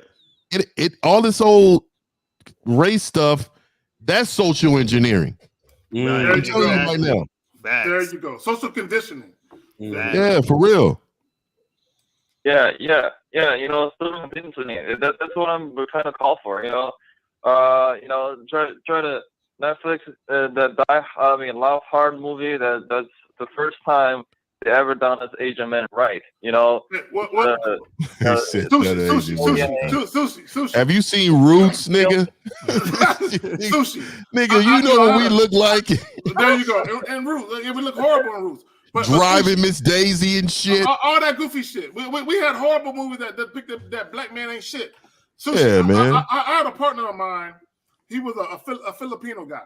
Okay, and I understand that, you know, if you Filipinos, it's kind of like some Japanese, some Spaniard shit. It's mixed in with your race. But but it's still, you know, Asian to one degree or another. I had a homie. You know what I'm saying? He used to run track with us. He was as fast or faster than every black guy on the goddamn team. Not only that, he got ass. He got ass for days. You know what I'm saying? You see, the white man just won 200 in the Olympics. That's what I'm saying. But he was an Asian dude. He ran the 100. All the races that niggas normally run, he ran it, and the nigga was successful at it. Well, he wasn't a nigga, but yeah, you get my point. But my point is, you know, but he was an Asian type dude, and it didn't matter. Women love that motherfucker. All races, white chicks, Spanish chicks, black chicks, they love. Now he had a little height to him, so that might help a little bit. But my point is, they love that motherfucker. So at the end of the day, if you just be the guy that you're meant to be, and you just present yourself to the world as you're meant to present yourself to the world, which is truly you, be authentic, be genuine, be transparent, you're gonna encounter women that want to fuck with you. See, your Sushi's problem a nice is, guy. Well, Sushi wants to walk out in the world and just have panties dropping at his feet. Bro, it ain't, some guys got it like that. A very small percentage. Sushi chooses not to learn game. That's like the majority of these guys out here. There's sushi. The worst part about it is, I'm not trying to be mean, but everyone laughs at sushi, but they're sushi. They represent sushi. When you guys hear sushi, y'all laughing, that's how women really see y'all guys when y'all don't have game. That's facts. That's facts. But we got another call. Sushi, you got anything else to say? You good, bro? That's it. You know, they have the Nina Dobrev kissing my man Jimmy O Yang. Twice. Okay. So, all right. Thank you, Sushi. Right. Appreciate you. Thank you for calling the show. Everyone, go and watch the movie on Netflix, Love Hard, because the Asian man gets the white girl in the end. Okay. I'm telling you right now, Sushi, if I met your girl, I would hit the bottom, and you would not come close. So that's because that's what you feel. That's what you think I'll do. 646. You're on live with the Real Game No Theory panel. What's up? Lucario. What's up? I listen to your music. It is fucking trash. Like, But I fuck you when your pussy's trash. So, I mean, they were just trolling. They hung up. That bottom half is garbage, bitch. Exactly. The fact that the bitch took time to call in shows exactly we winning. Y'all don't understand. We it was a hole for a minute, like through the whole. I'm telling you, it's probably some chick I smashed before, and I didn't call her back, and she's feeling. She's been ghosted. She's been ghosted. Exactly. There you go. She's been ghosted. Some kind of ways. There you go. I listened to your mixtape, and it's good. You know what's fun? What sound a little fishy to me is she really like called him. She didn't say Mr. She called him Lucario. Like she really knew this nigga. Exactly. So this nigga's right. This nigga's right. This nigga done smashed this bitch. I'm gonna call in this show. And I'm gonna give him a piece of my mind. Right. Oh man, that kind of shook me. Lucario. Yeah, And it was a group of friends. We was all shook like, what's going on? Like, is this personal, nigga? Sorry, April. You're not. All right, real quick. I want to point to the original topic that why the manosphere community hates these type of men. And I alluded to earlier that you have a lot of guys that talk about these game dudes, these dating coaches. And again, all it represents is a reinforcement of what the failure they had with women when they was younger. That's all it does. So if you think about it, it's like a triple hate thing. It's like these niggas get the pussy, now they're doing dating sessions, and they're getting paid for the shit. Right. Fuck these niggas. You know what I'm saying? Exactly. So the hate intensifies. You know what I'm saying? So when you think about all these dudes, and I know Steve and El, y'all been on the Bernard Riley show, where y'all had niggas just hating. Like, all the hate is just right there. And all them dudes, like you said, El, Revenge of the Nerds, all them niggas is right there. No, they the band niggas. They the choir niggas. No, they all them niggas that had on the funny outfits while the niggas was actually playing football, tackling niggas. Them niggas in the stands going with the horn and shit. Right. They the male cheerleaders and shit because they couldn't cut it in football. I mean, got a nigga number on their face, painted on their face at the game and shit. They favorite player. You know what I mean? The same dudes that be always complaining about body counts and pair bonding and all that other shit, because you know what it is, a lot of these guys, what happens is that they need for women to be the boogeyman. Yes. And for women for there to be something wrong with women so that they can feel better about their situation. So they're like, well, there's something wrong with y'all women because y'all keep choosing these losers. You feel what I'm saying? There you go. And you don't want to get with a nice guy like me. And so there got to be something wrong with you. But see, that's the thing. These guys don't understand. The problem is this. They're too stupid to realize that they're not attractive. Do you understand what I'm saying? That's the issue. You see what I mean? Like, if they were smart, they would realize they're not attractive. But they're not. So you gotta have game to get to that level of intelligence to realize that you're not attractive to women. You see what I'm saying? But the thing is that they're not smart enough to recognize that because they're not actually trying to learn game. You see what I mean? Because if they learned game, they would have an epiphany. They'd be like, oh, that's why chicks don't want to fuck with me. You understand what I'm saying? Like that would hit them in the head like, oh, I get it now.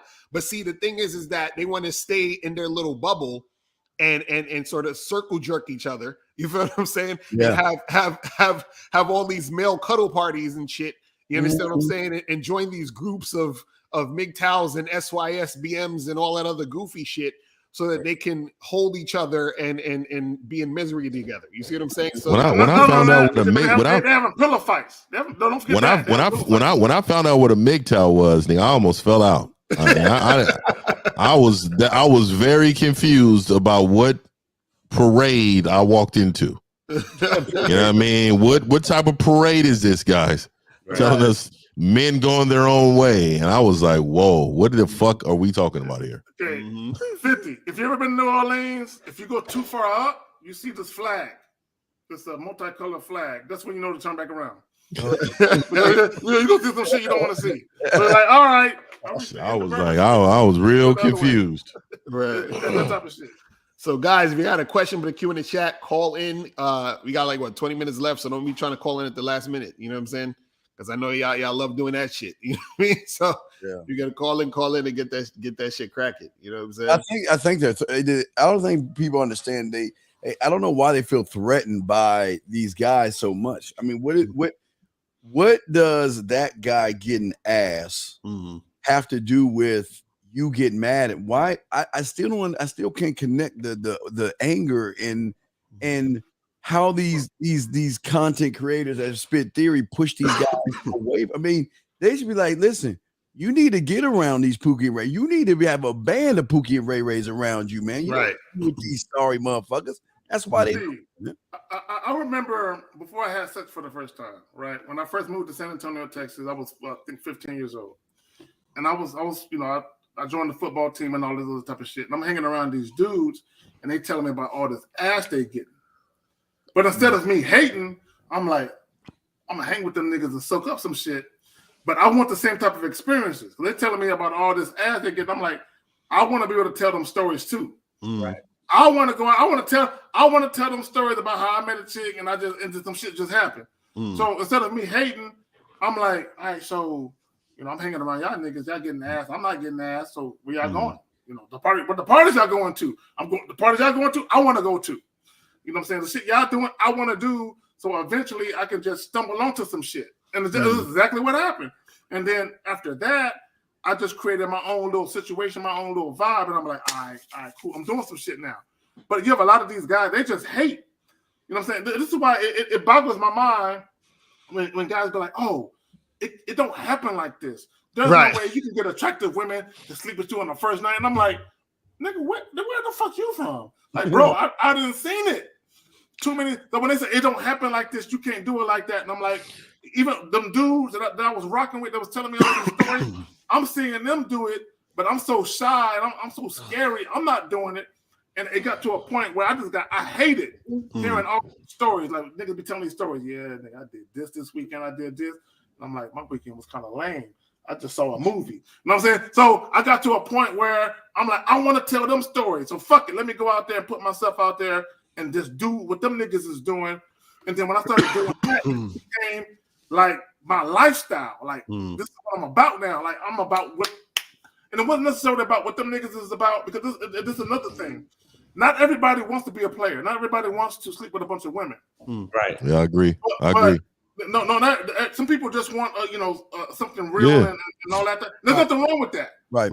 But what I realized about myself is I really don't want a relationship like most of these niggas want. I want to fuck a bunch of bitches. That's what I want. I'm enjoying this shit.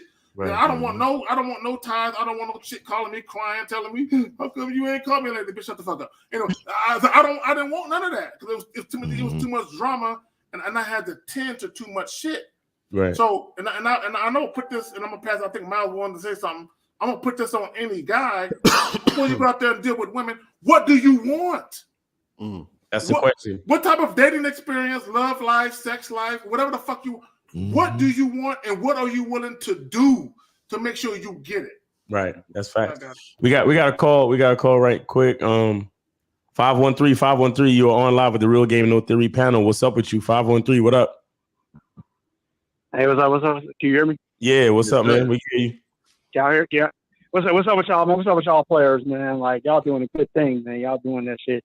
Like, but all I'm saying is, what do you think about going over, like, the holidays is coming around, like, all the shit. Like, what do you think about going over a bitch family house? Oh, so let me get into this, because I'm about to be doing a show on this shit. So let me get you on this. So I think we've told you several times before, if you want to go to her house, fine. If that's you, right? I've always been a man of tradition, meaning I want shit at my house. So the woman that I'm with, you need to make sure that the meals are cooked, the dinner is cooked. We're going to eat together as a family. Us here in this room, we visit others, but our tradition is here. So if you want to go there, and that's fine. But there's no shortcuts in my house for the woman. I need for you to make sure that the fixings is done. I don't want to have to bring hella Tupperware to the crib to eat something cold. I need to have shit hot here, and the kids and everybody need to know that when they get older, they come back to my house, and they want to bring their families. They can do that. That's how I get out. So if you don't want to go, you shouldn't even call in asking. If you don't want to go, don't go. Right. Understood. But wait, is this a girlfriend or just a chick you've been fucking with or something? I was just asking questions. I'm saying for you, because you asking the question about you, right? No. He ain't experiencing that shit. Yeah, I mean, I'm just that. Yeah. Right. So what I'm saying is, the girl you're talking about is this girl? Is this girl your girlfriend? What? Is this girl your girlfriend? It's not it. She's not? No, like, it's not a bitch. Yeah, no. Hell no. Fuck the hoe. Bro, what are you talking about, man? Caller. I said, fuck a hoe. Hold on. Caller. Listen closely. The girl that you're talking about, how long have you been dealing with her? Right.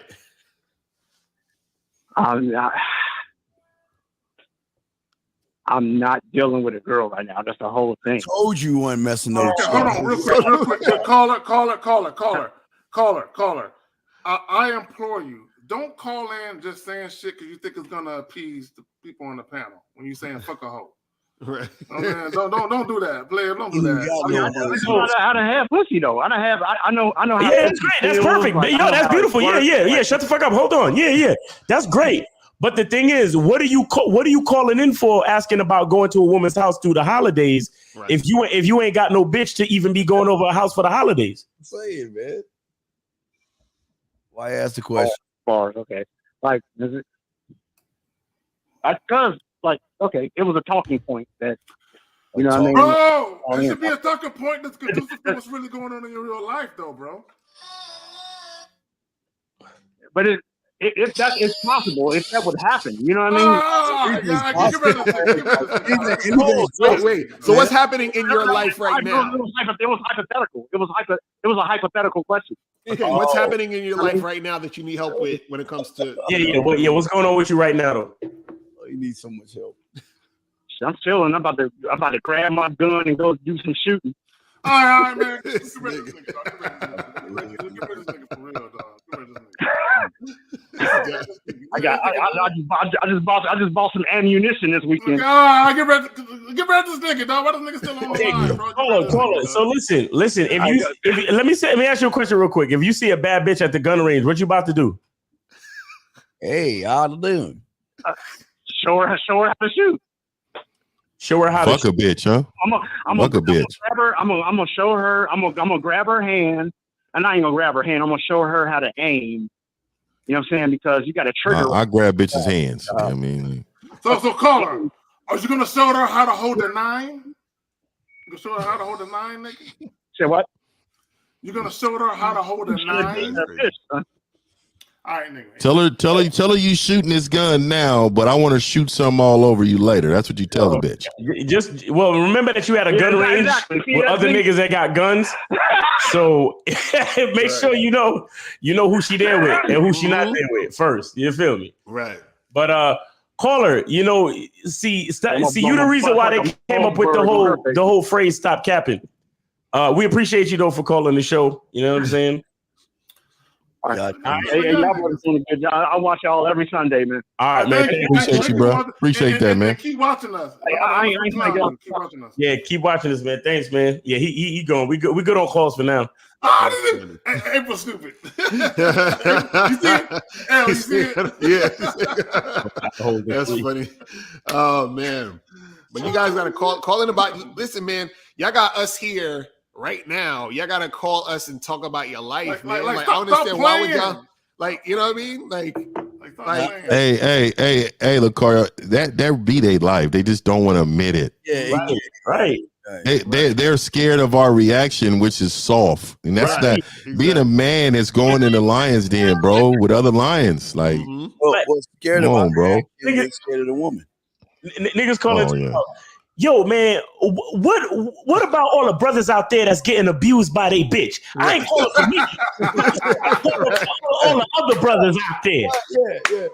Like, I'm asking for a friend. You understand? I'm laughing at all of them. I'm laughing at all of them. Come on, man. Like, see, this is why I had to do that video I did a video this week trying to explain to guys that, listen, when you hit us up, when you go to Real Game No Theory, and you sign up for one-on-one consultations or one-on-one coaching with us, it's a whole different atmosphere. You understand? Right. Because when it's one-on-one, we get to focus and concentrate on your specific issues. No one else is listening, and we're not recording the situation. Nothing's going on. It's just privacy, and it's just between you and any one of us that you decide to sign up with.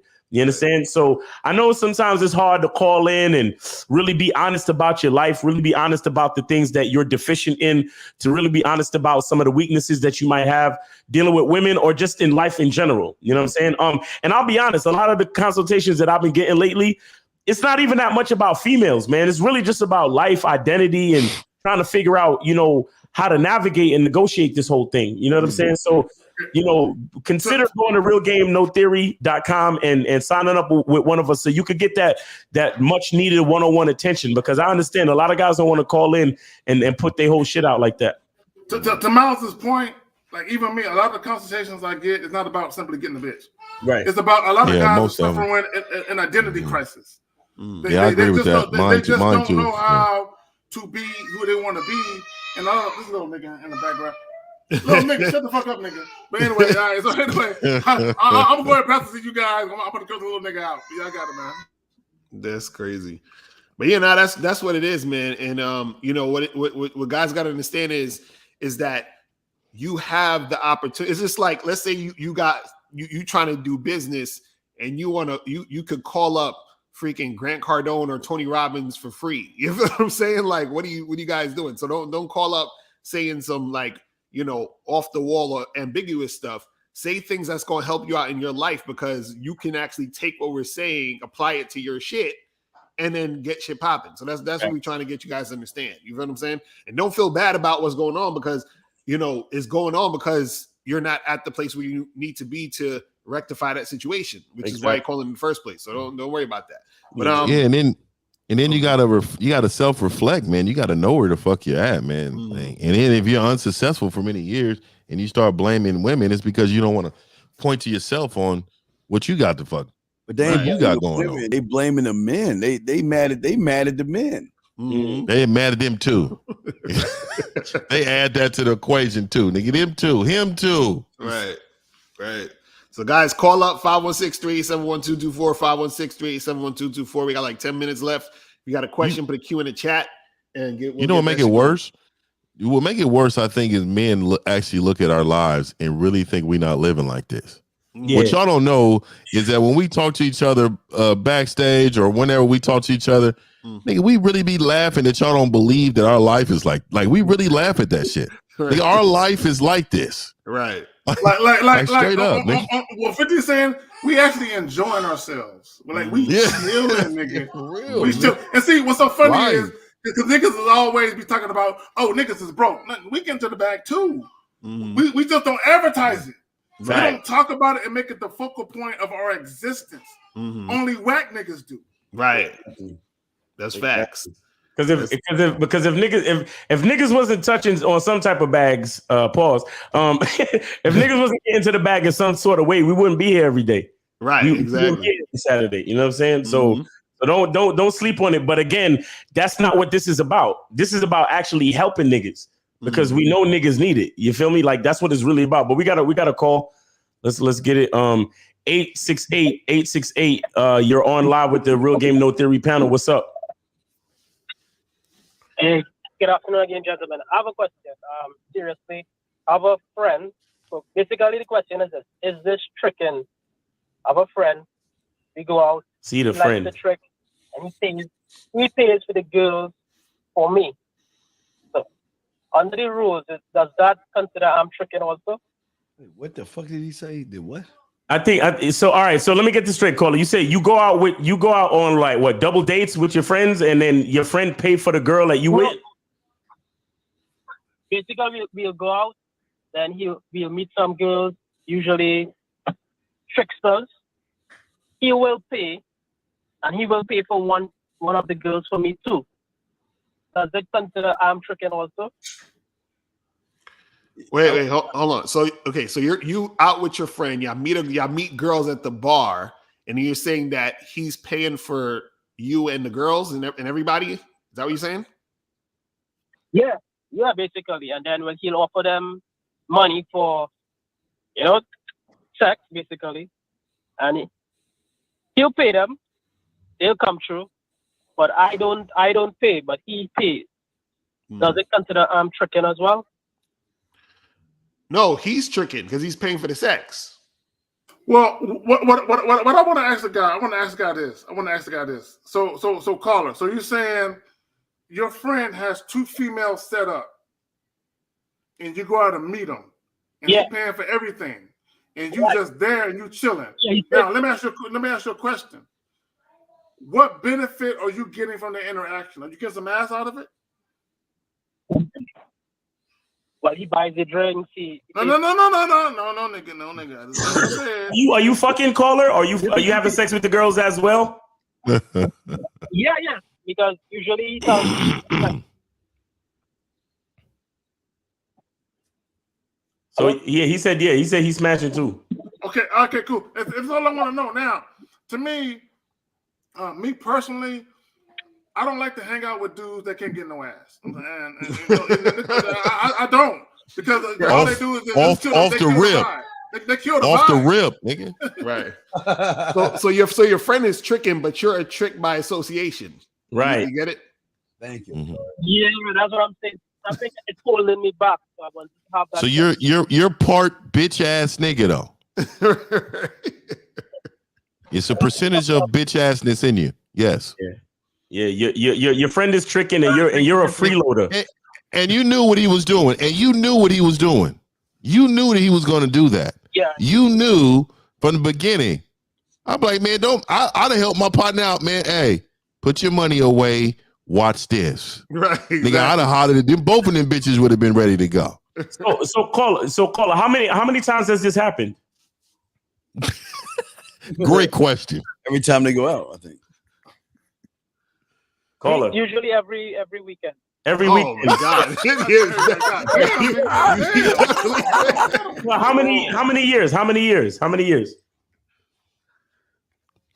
No, it's recently started. Before I would ignore him, but for like the past 6 months, because of the COVID and whatever, I have to go out with him and. What? Oh wait. So it sounds like, you know what it sounds like. It kind of sounds like both of you have some type of dysfunctional relationship. It sounds like your friend is paying for your friendship. That's a heterosexual giggle. He giggled because he knows it's true. Hey, bro, that was a giggle. That shit was a very unsettling. Giggle like that. Hold on 1 second. Yeah. Caller. Is this guy really your friend, or you just go out with him because he pays for shit? No, because we will go out, we'll hang out, but when it comes to getting girls naturally, he's impatient. He's like, fuck this shit. And okay. Money and All right, hold on, real quick. Let me interject to this. Caller, you said when it comes to getting girls naturally, what is your definition of getting girls naturally? Holla at me, fam. Without tricking, just no. Keep it coming, like nigga, come on with it. Seduction. Using seduction, like just talking to them. Yeah. Okay, so let me ask you a question, caller. Have you ever been in a situation with your friend and you say, "Hey, keep your money in your pocket. I'm gonna go get these chicks without it." Have you ever done that? Yes. You lying motherfucker. So why would you make your friend keep paying money when you could just get the girls without paying money? He always steps in with the cash. Nah, you a lying motherfucker, because if you was really, I'm sorry, Carl, go ahead, man. No, because I'm just asking, because I'm saying if you can do that, why don't you tell your friend to keep his money in his pocket?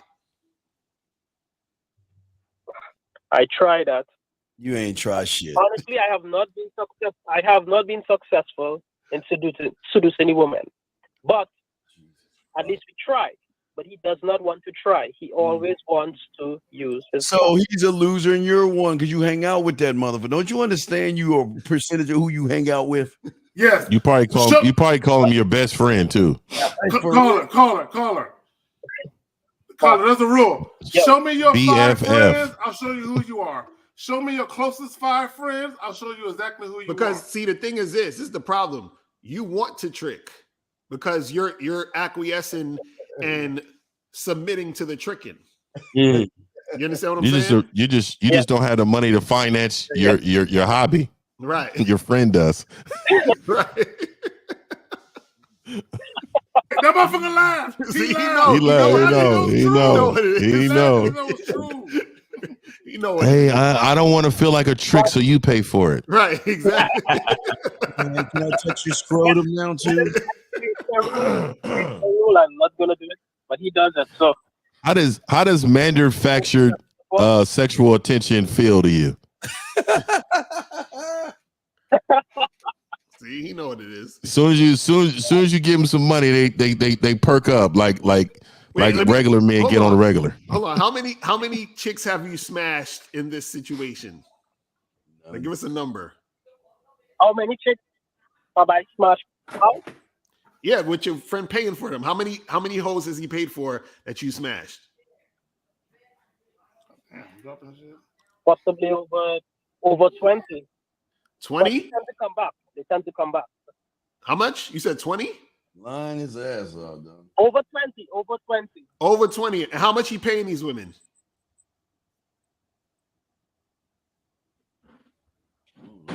Think of it. Chickens and rocks and shit, nigga. What the fuck? How much?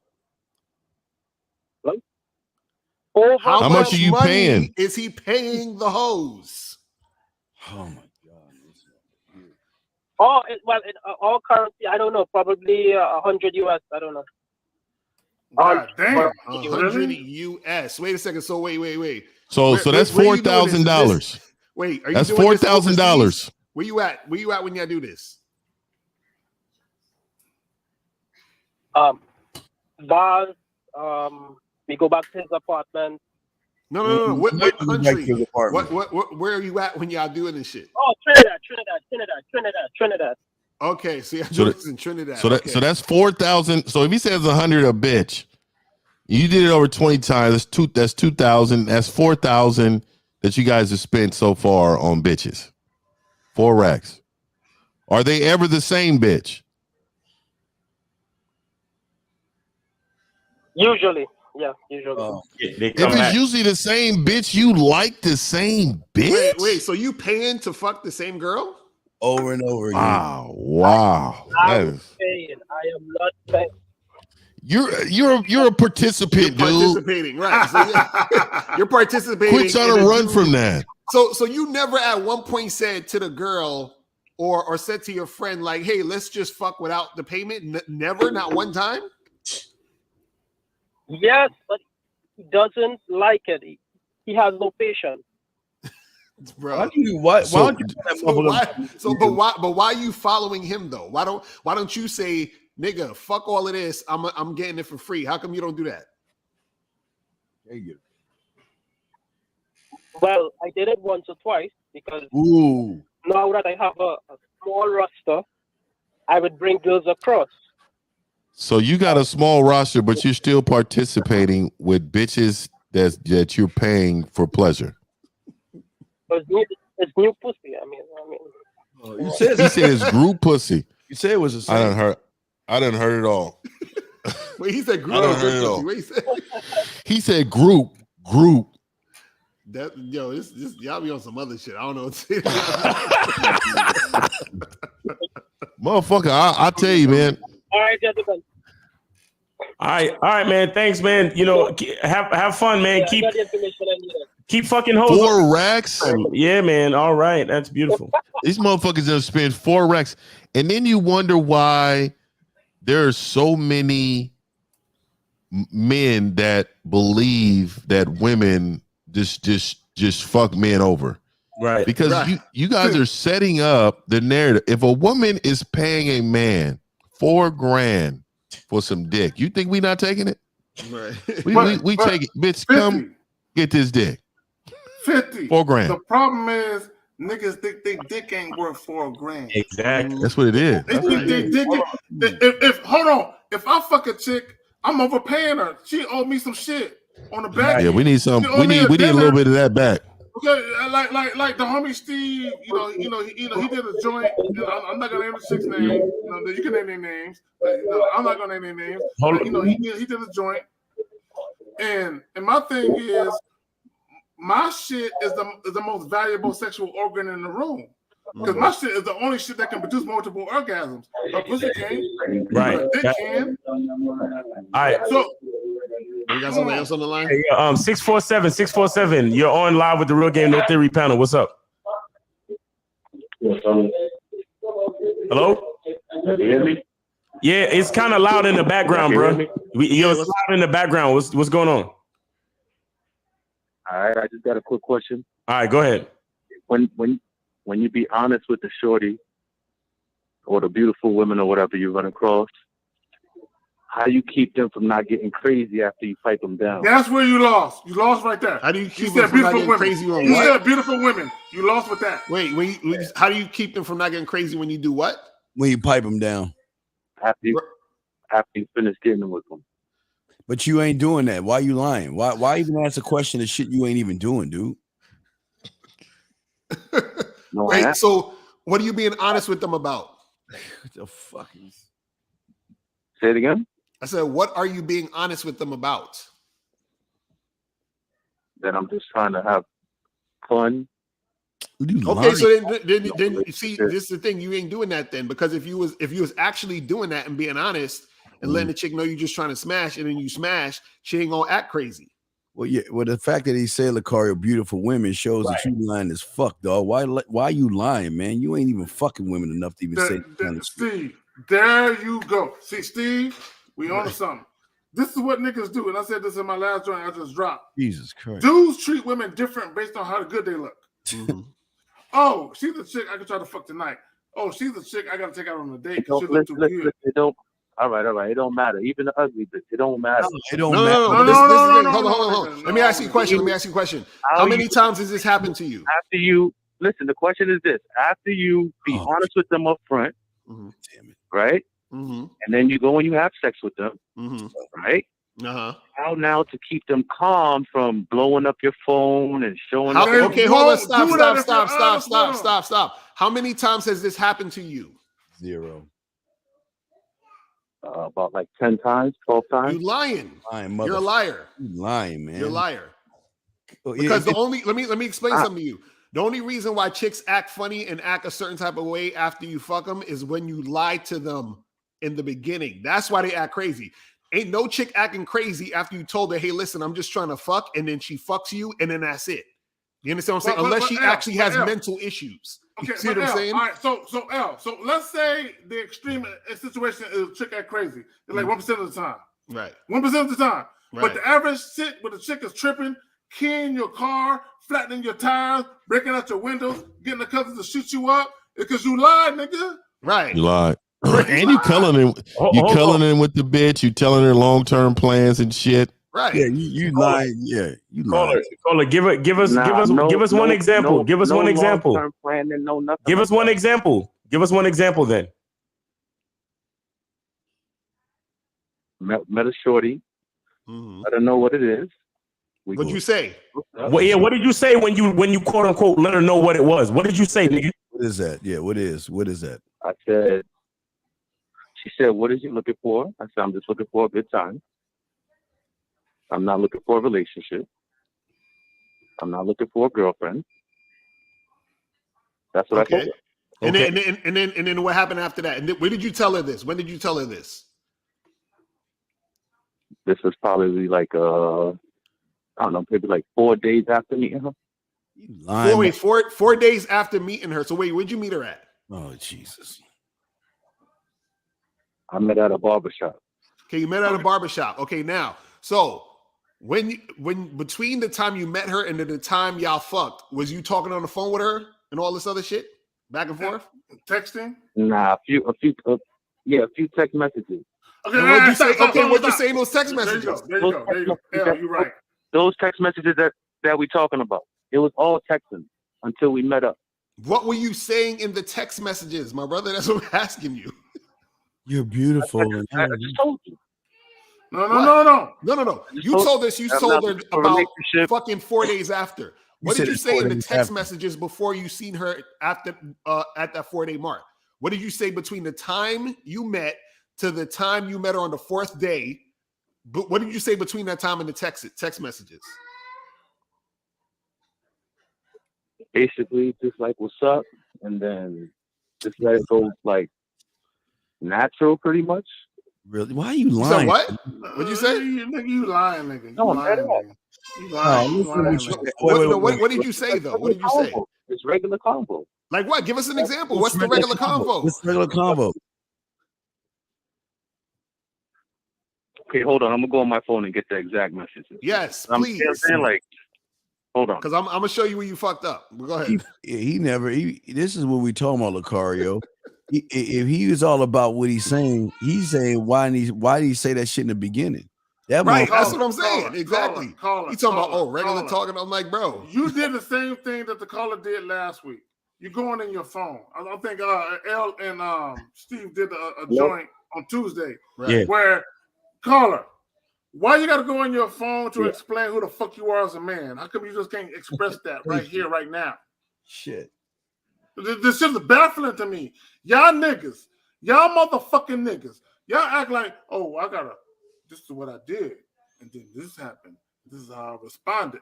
If you were a man, you just say what the fuck you did. And you don't care about how a motherfucker responded to it. Why you gotta go on your phone, nigga? What's that shit about? I got a problem with y'all niggas, bro. Nah. Let him do it though. Let him do it though. What it was. Now, all right, so let me hear what you said. Let me hear what you said. Go ahead. Asking for specifics. Go ahead. I want to hear. Go ahead. Regular convo. Go ahead. What did you talk about? Go ahead. What did you say in the conversation?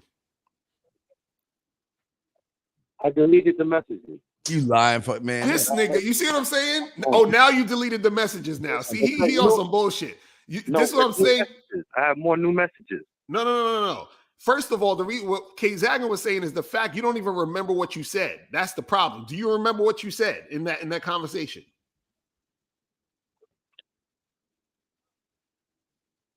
Verbatim, no.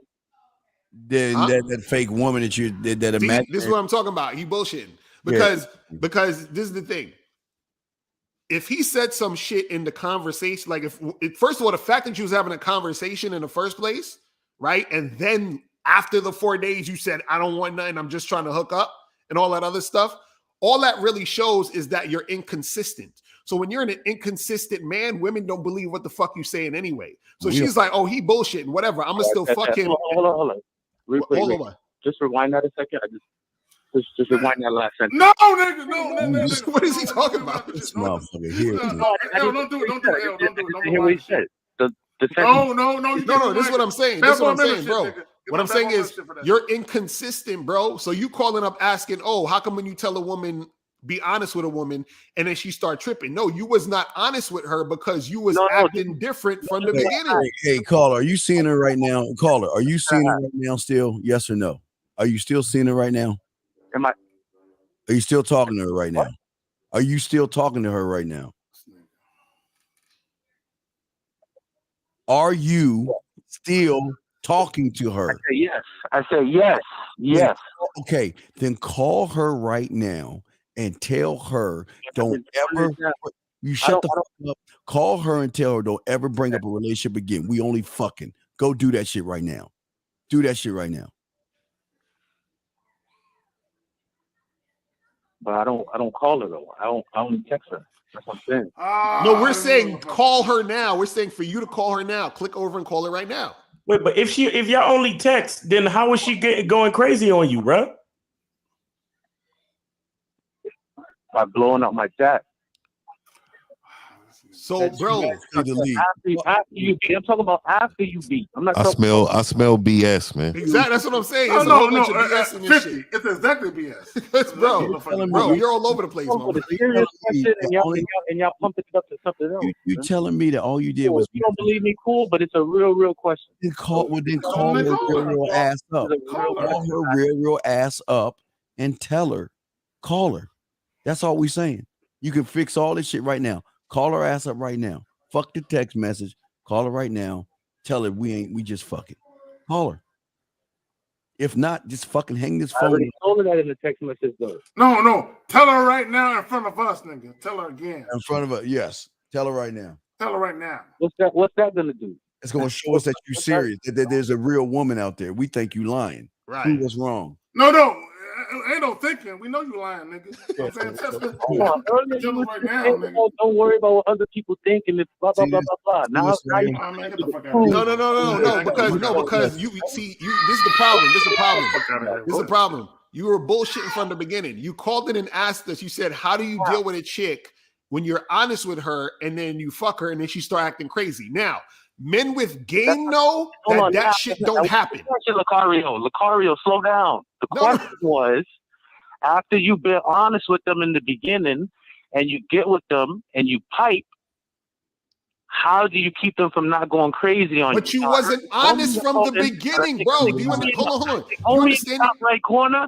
Hold on. Homie in the You was not honest from the beginning. Right? He was screaming earlier, yo, you got to give him the B game dick or whatever. So I'm just trying to see what he's talking about. Bro, you just call him. Bro, do you hold on? Do you understand? Hold on. Do you understand? Do you understand he wasn't honest from the beginning? Say again? Do you understand you wasn't honest from the beginning? How? Because you just said that you called her, you just said that you texted her for the 4 days that y'all didn't see each other, you were texting, correct? Correct. Okay. Now, you're not telling us what you said in the text, but the fact that you were texting her, and then after that, you're saying, hey, I just want to fuck. What that means is you're being inconsistent. No, that was during that part. No, during those 4 days, that was established. Caller, listen, caller. Here's what you need to understand: a nigga that's just trying to fuck is not texting a bitch all the fucking time. Exactly. This is what I'm trying to tell you. All the time. It doesn't matter. It doesn't matter. It doesn't matter, bro. Look, bro. Listen. If you're just trying to fuck, the only reason why you should text a bitch is to set up a time so y'all can meet up and fuck. Exactly. Exactly. No, but you talking to her. But you talking to her though, dog. That's what they trying to tell you. Wait, hold on, caller. Did you or did you not say regular conversation? Didn't not what you said? Right. Exactly. Niggas who just trying to fuck don't be texting a bitch with regular conversation. Bro. Niggas who trying to fuck is not texting no bitch regular conversation, my nigga. I'm texting her, when are you free? Come to the crib so I can fuck the shit out of you, and that's that. Right. Yeah, that's it. So notice he said I gotta go and check the text messages to see what the fuck I said. Right. Point taken. So pretty much you've been making love to her over text message. And that's what you've been doing. What end part? What are you talking about? What do you mean end part? About them getting a little bit crazy at the end. Bro, it doesn't get it. No, what you don't understand is that you can't fix the end part if you didn't have the front part correct. That's what we were trying to tell you. So if you truly a nigga that's just trying to fuck, you need to run your game where you only sending one fucking text. Right, but is she acting crazy now, caller? Yes or no? Is she acting crazy now? Yes or no? Yeah. Then hold on. If that's the case, then get off your bitch ass and call her right now and tell her. Call her right now. Ass that you're not going to put up with that fucking crazy shit. Why don't you man the fuck up? You want the answer. The answer is you get off your lazy, weak, fake, tired ass and call that bitch and tell her. Steve, unless you're afraid to lose her, because if you was just fucking her, then you wouldn't be afraid to lose her. I rock with y'all. Thank you for the advice. I appreciate that, man. All right, caller. Stop. Caller. Listen. I fucked up in the beginning. You got it. Yeah. No. Listen.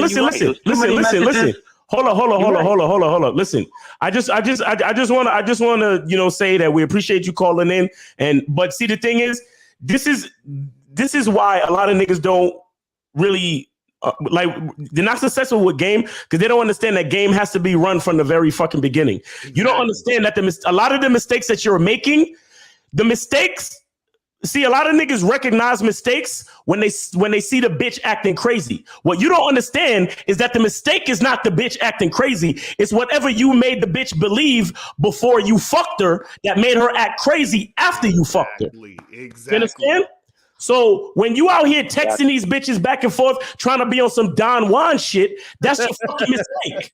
Because you on the phone trying to sound smooth. Yo, man, you feel me? You know what I mean? I got a serious question. Y'all niggas clowning and blah, blah. It's the same shit. You back and forth with these hoes trying to be smooth and all this shit. And they get used to the fact that they have access to you in communication. Right. So now you even though you said you wasn't really down for the relationship, after you fucked her and it was good to her, now she's blowing up your chat. Now she's blowing up your chat. Now she's blowing up your chat, bro. You get it? Real. She ain't even real. Answer my question. I appreciate it. She ain't real. All right, man. Much love, man. Thanks for supporting the show, man. Thanks. Much love to the channel.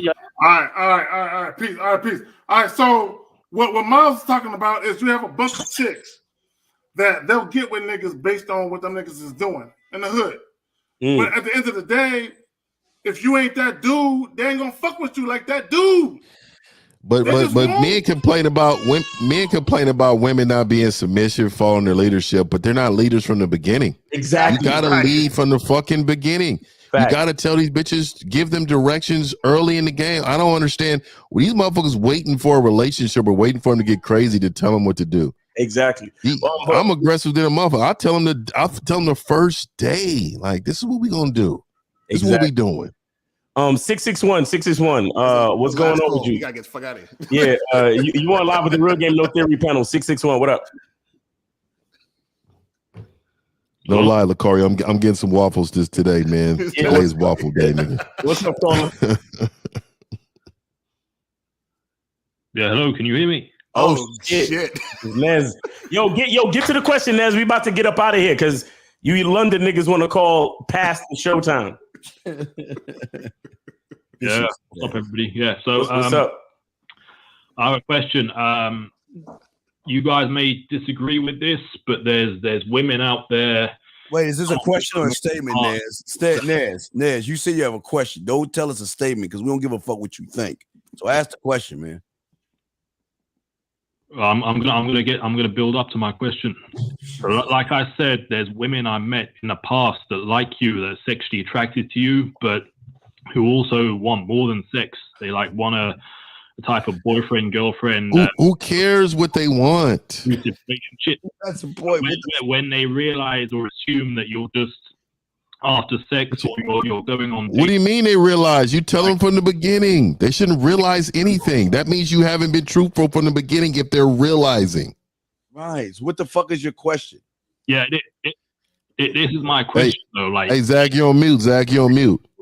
My question is, is it worth me, or rather, would it be risk? Stop, nigga, stop. You said worth.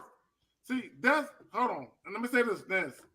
This is how I know you don't understand your true value or your true worth as a man, because everything you think of yourself as a man to be, you based on how a woman sees you and views you. Bro, you losing. You're gonna lose every time. That differently. What I mean is for me to make out that I want a relationship to carry on getting laid and use the promise of a relationship. There is no promise. Nez, you know the answer to that, bro. You know the answer to that. You know we're not about lying to women. What do you want a relationship with these women, or you just want to fuck? What are you trying to do? I mean, you don't know what you're trying to do, huh? I kind of want a relationship, but at the same time, some of them I just want to like fuck. But okay, so it's called friends with benefits, nigga. That's what it's called. You don't need a relationship. You can hang out with them, smash, and that's it. I mean, what do you mean? Some of them don't want that though. Nez, Nez. Oh man, we got to get ready to call, man. But Nez, listen, man. This I want to say, Nez. Here's the thing, Nez. You are viewed as a weak bitch in their eyes, so they don't want to fuck with you, Nez. You're weird and creepy, Nez. So you ain't got no motherfucking game. So whatever it is you even when you say hi, it's creepy, Nez. Even when you look at them, it's creepy, Nez, because you ain't got no motherfucking game. You're a bitch, Nez. Just accept that shit, man. Okay, all right, Nez. Hold on, real quick. I think Steve was kind of harsh with it, but anyway, so totally destroyed that nigga. That motherfucker about to kill himself. Yeah, pretty much. I'm sorry, but look. I had a comeback, but I'll just. What you said? What, Naz? He said what? He said he had a good comeback for it. But he didn't say it. No. See, your comeback for it was to fucking try to insult him. That's not gonna get no pussy though, now, nigga. You can't get no pussy by insulting another motherfucker, bro. Okay, and Naz. I used to live in England. All right, I've been there, nigga. I seen it. I seen how British women react to the dark skin variation of who the fuck I am, and quite frankly, they was reacting to a nigga quite favorably. You know what I'm saying? So I don't know what the fuck your problem is. I don't know if Nez is Nez. What are you black? Are you white? What are you? Do you have an Instagram page? I'm a mixture. Nez, Okay, but then I had shit popping with British chick when I was in England as a teenager. What the fuck? Did he say he's a mix? Did he say he's a mix? A mix of what? Yeah. A bitch and sucker. My ancestry is mostly Middle Eastern, but there's other stuff. I was 14, 15, 16 years old having shit popping. What's your problem, bro? What's going on with you? Problem, man. He ain't got no game. He ain't on the bad boy membership or anything. He ain't got no game, Nez. Nez, you call all the time. Ipswich, Bentwaters, Woodbridge, Ipswich. I know the shit I'm saying to you. I know you know what I'm talking about. Bentwaters, Woodbridge, Ipswich. All right, Nez, go to Benwater, Woodwater, and Ipswich. All right, Nez. Yo, appreciate you calling, man. Thanks a lot, man. And thanks for supporting the show. Take it easy. All right, be safe. All right. Okay, somebody said the show is over. Somebody's letting us know that the show is over. So listen, go to badboymembership.com, get on that Bad Boy membership. Right. And if you can't do that, go to Real Game No Theory and get some one-on-one coaching with any one of us on that website. Because you can tell by the calls that guys need it. And shout out to all the callers and shout out to everybody that was in the chat. Shout out to the moderators that was taking care of the fuck shit in the chat, because there was a little bit of fuck shit in there. So appreciate y'all. And yeah, man, appreciate you guys. Let's stay safe until next Sunday and get it again. Right. All right, man. We out this bitch.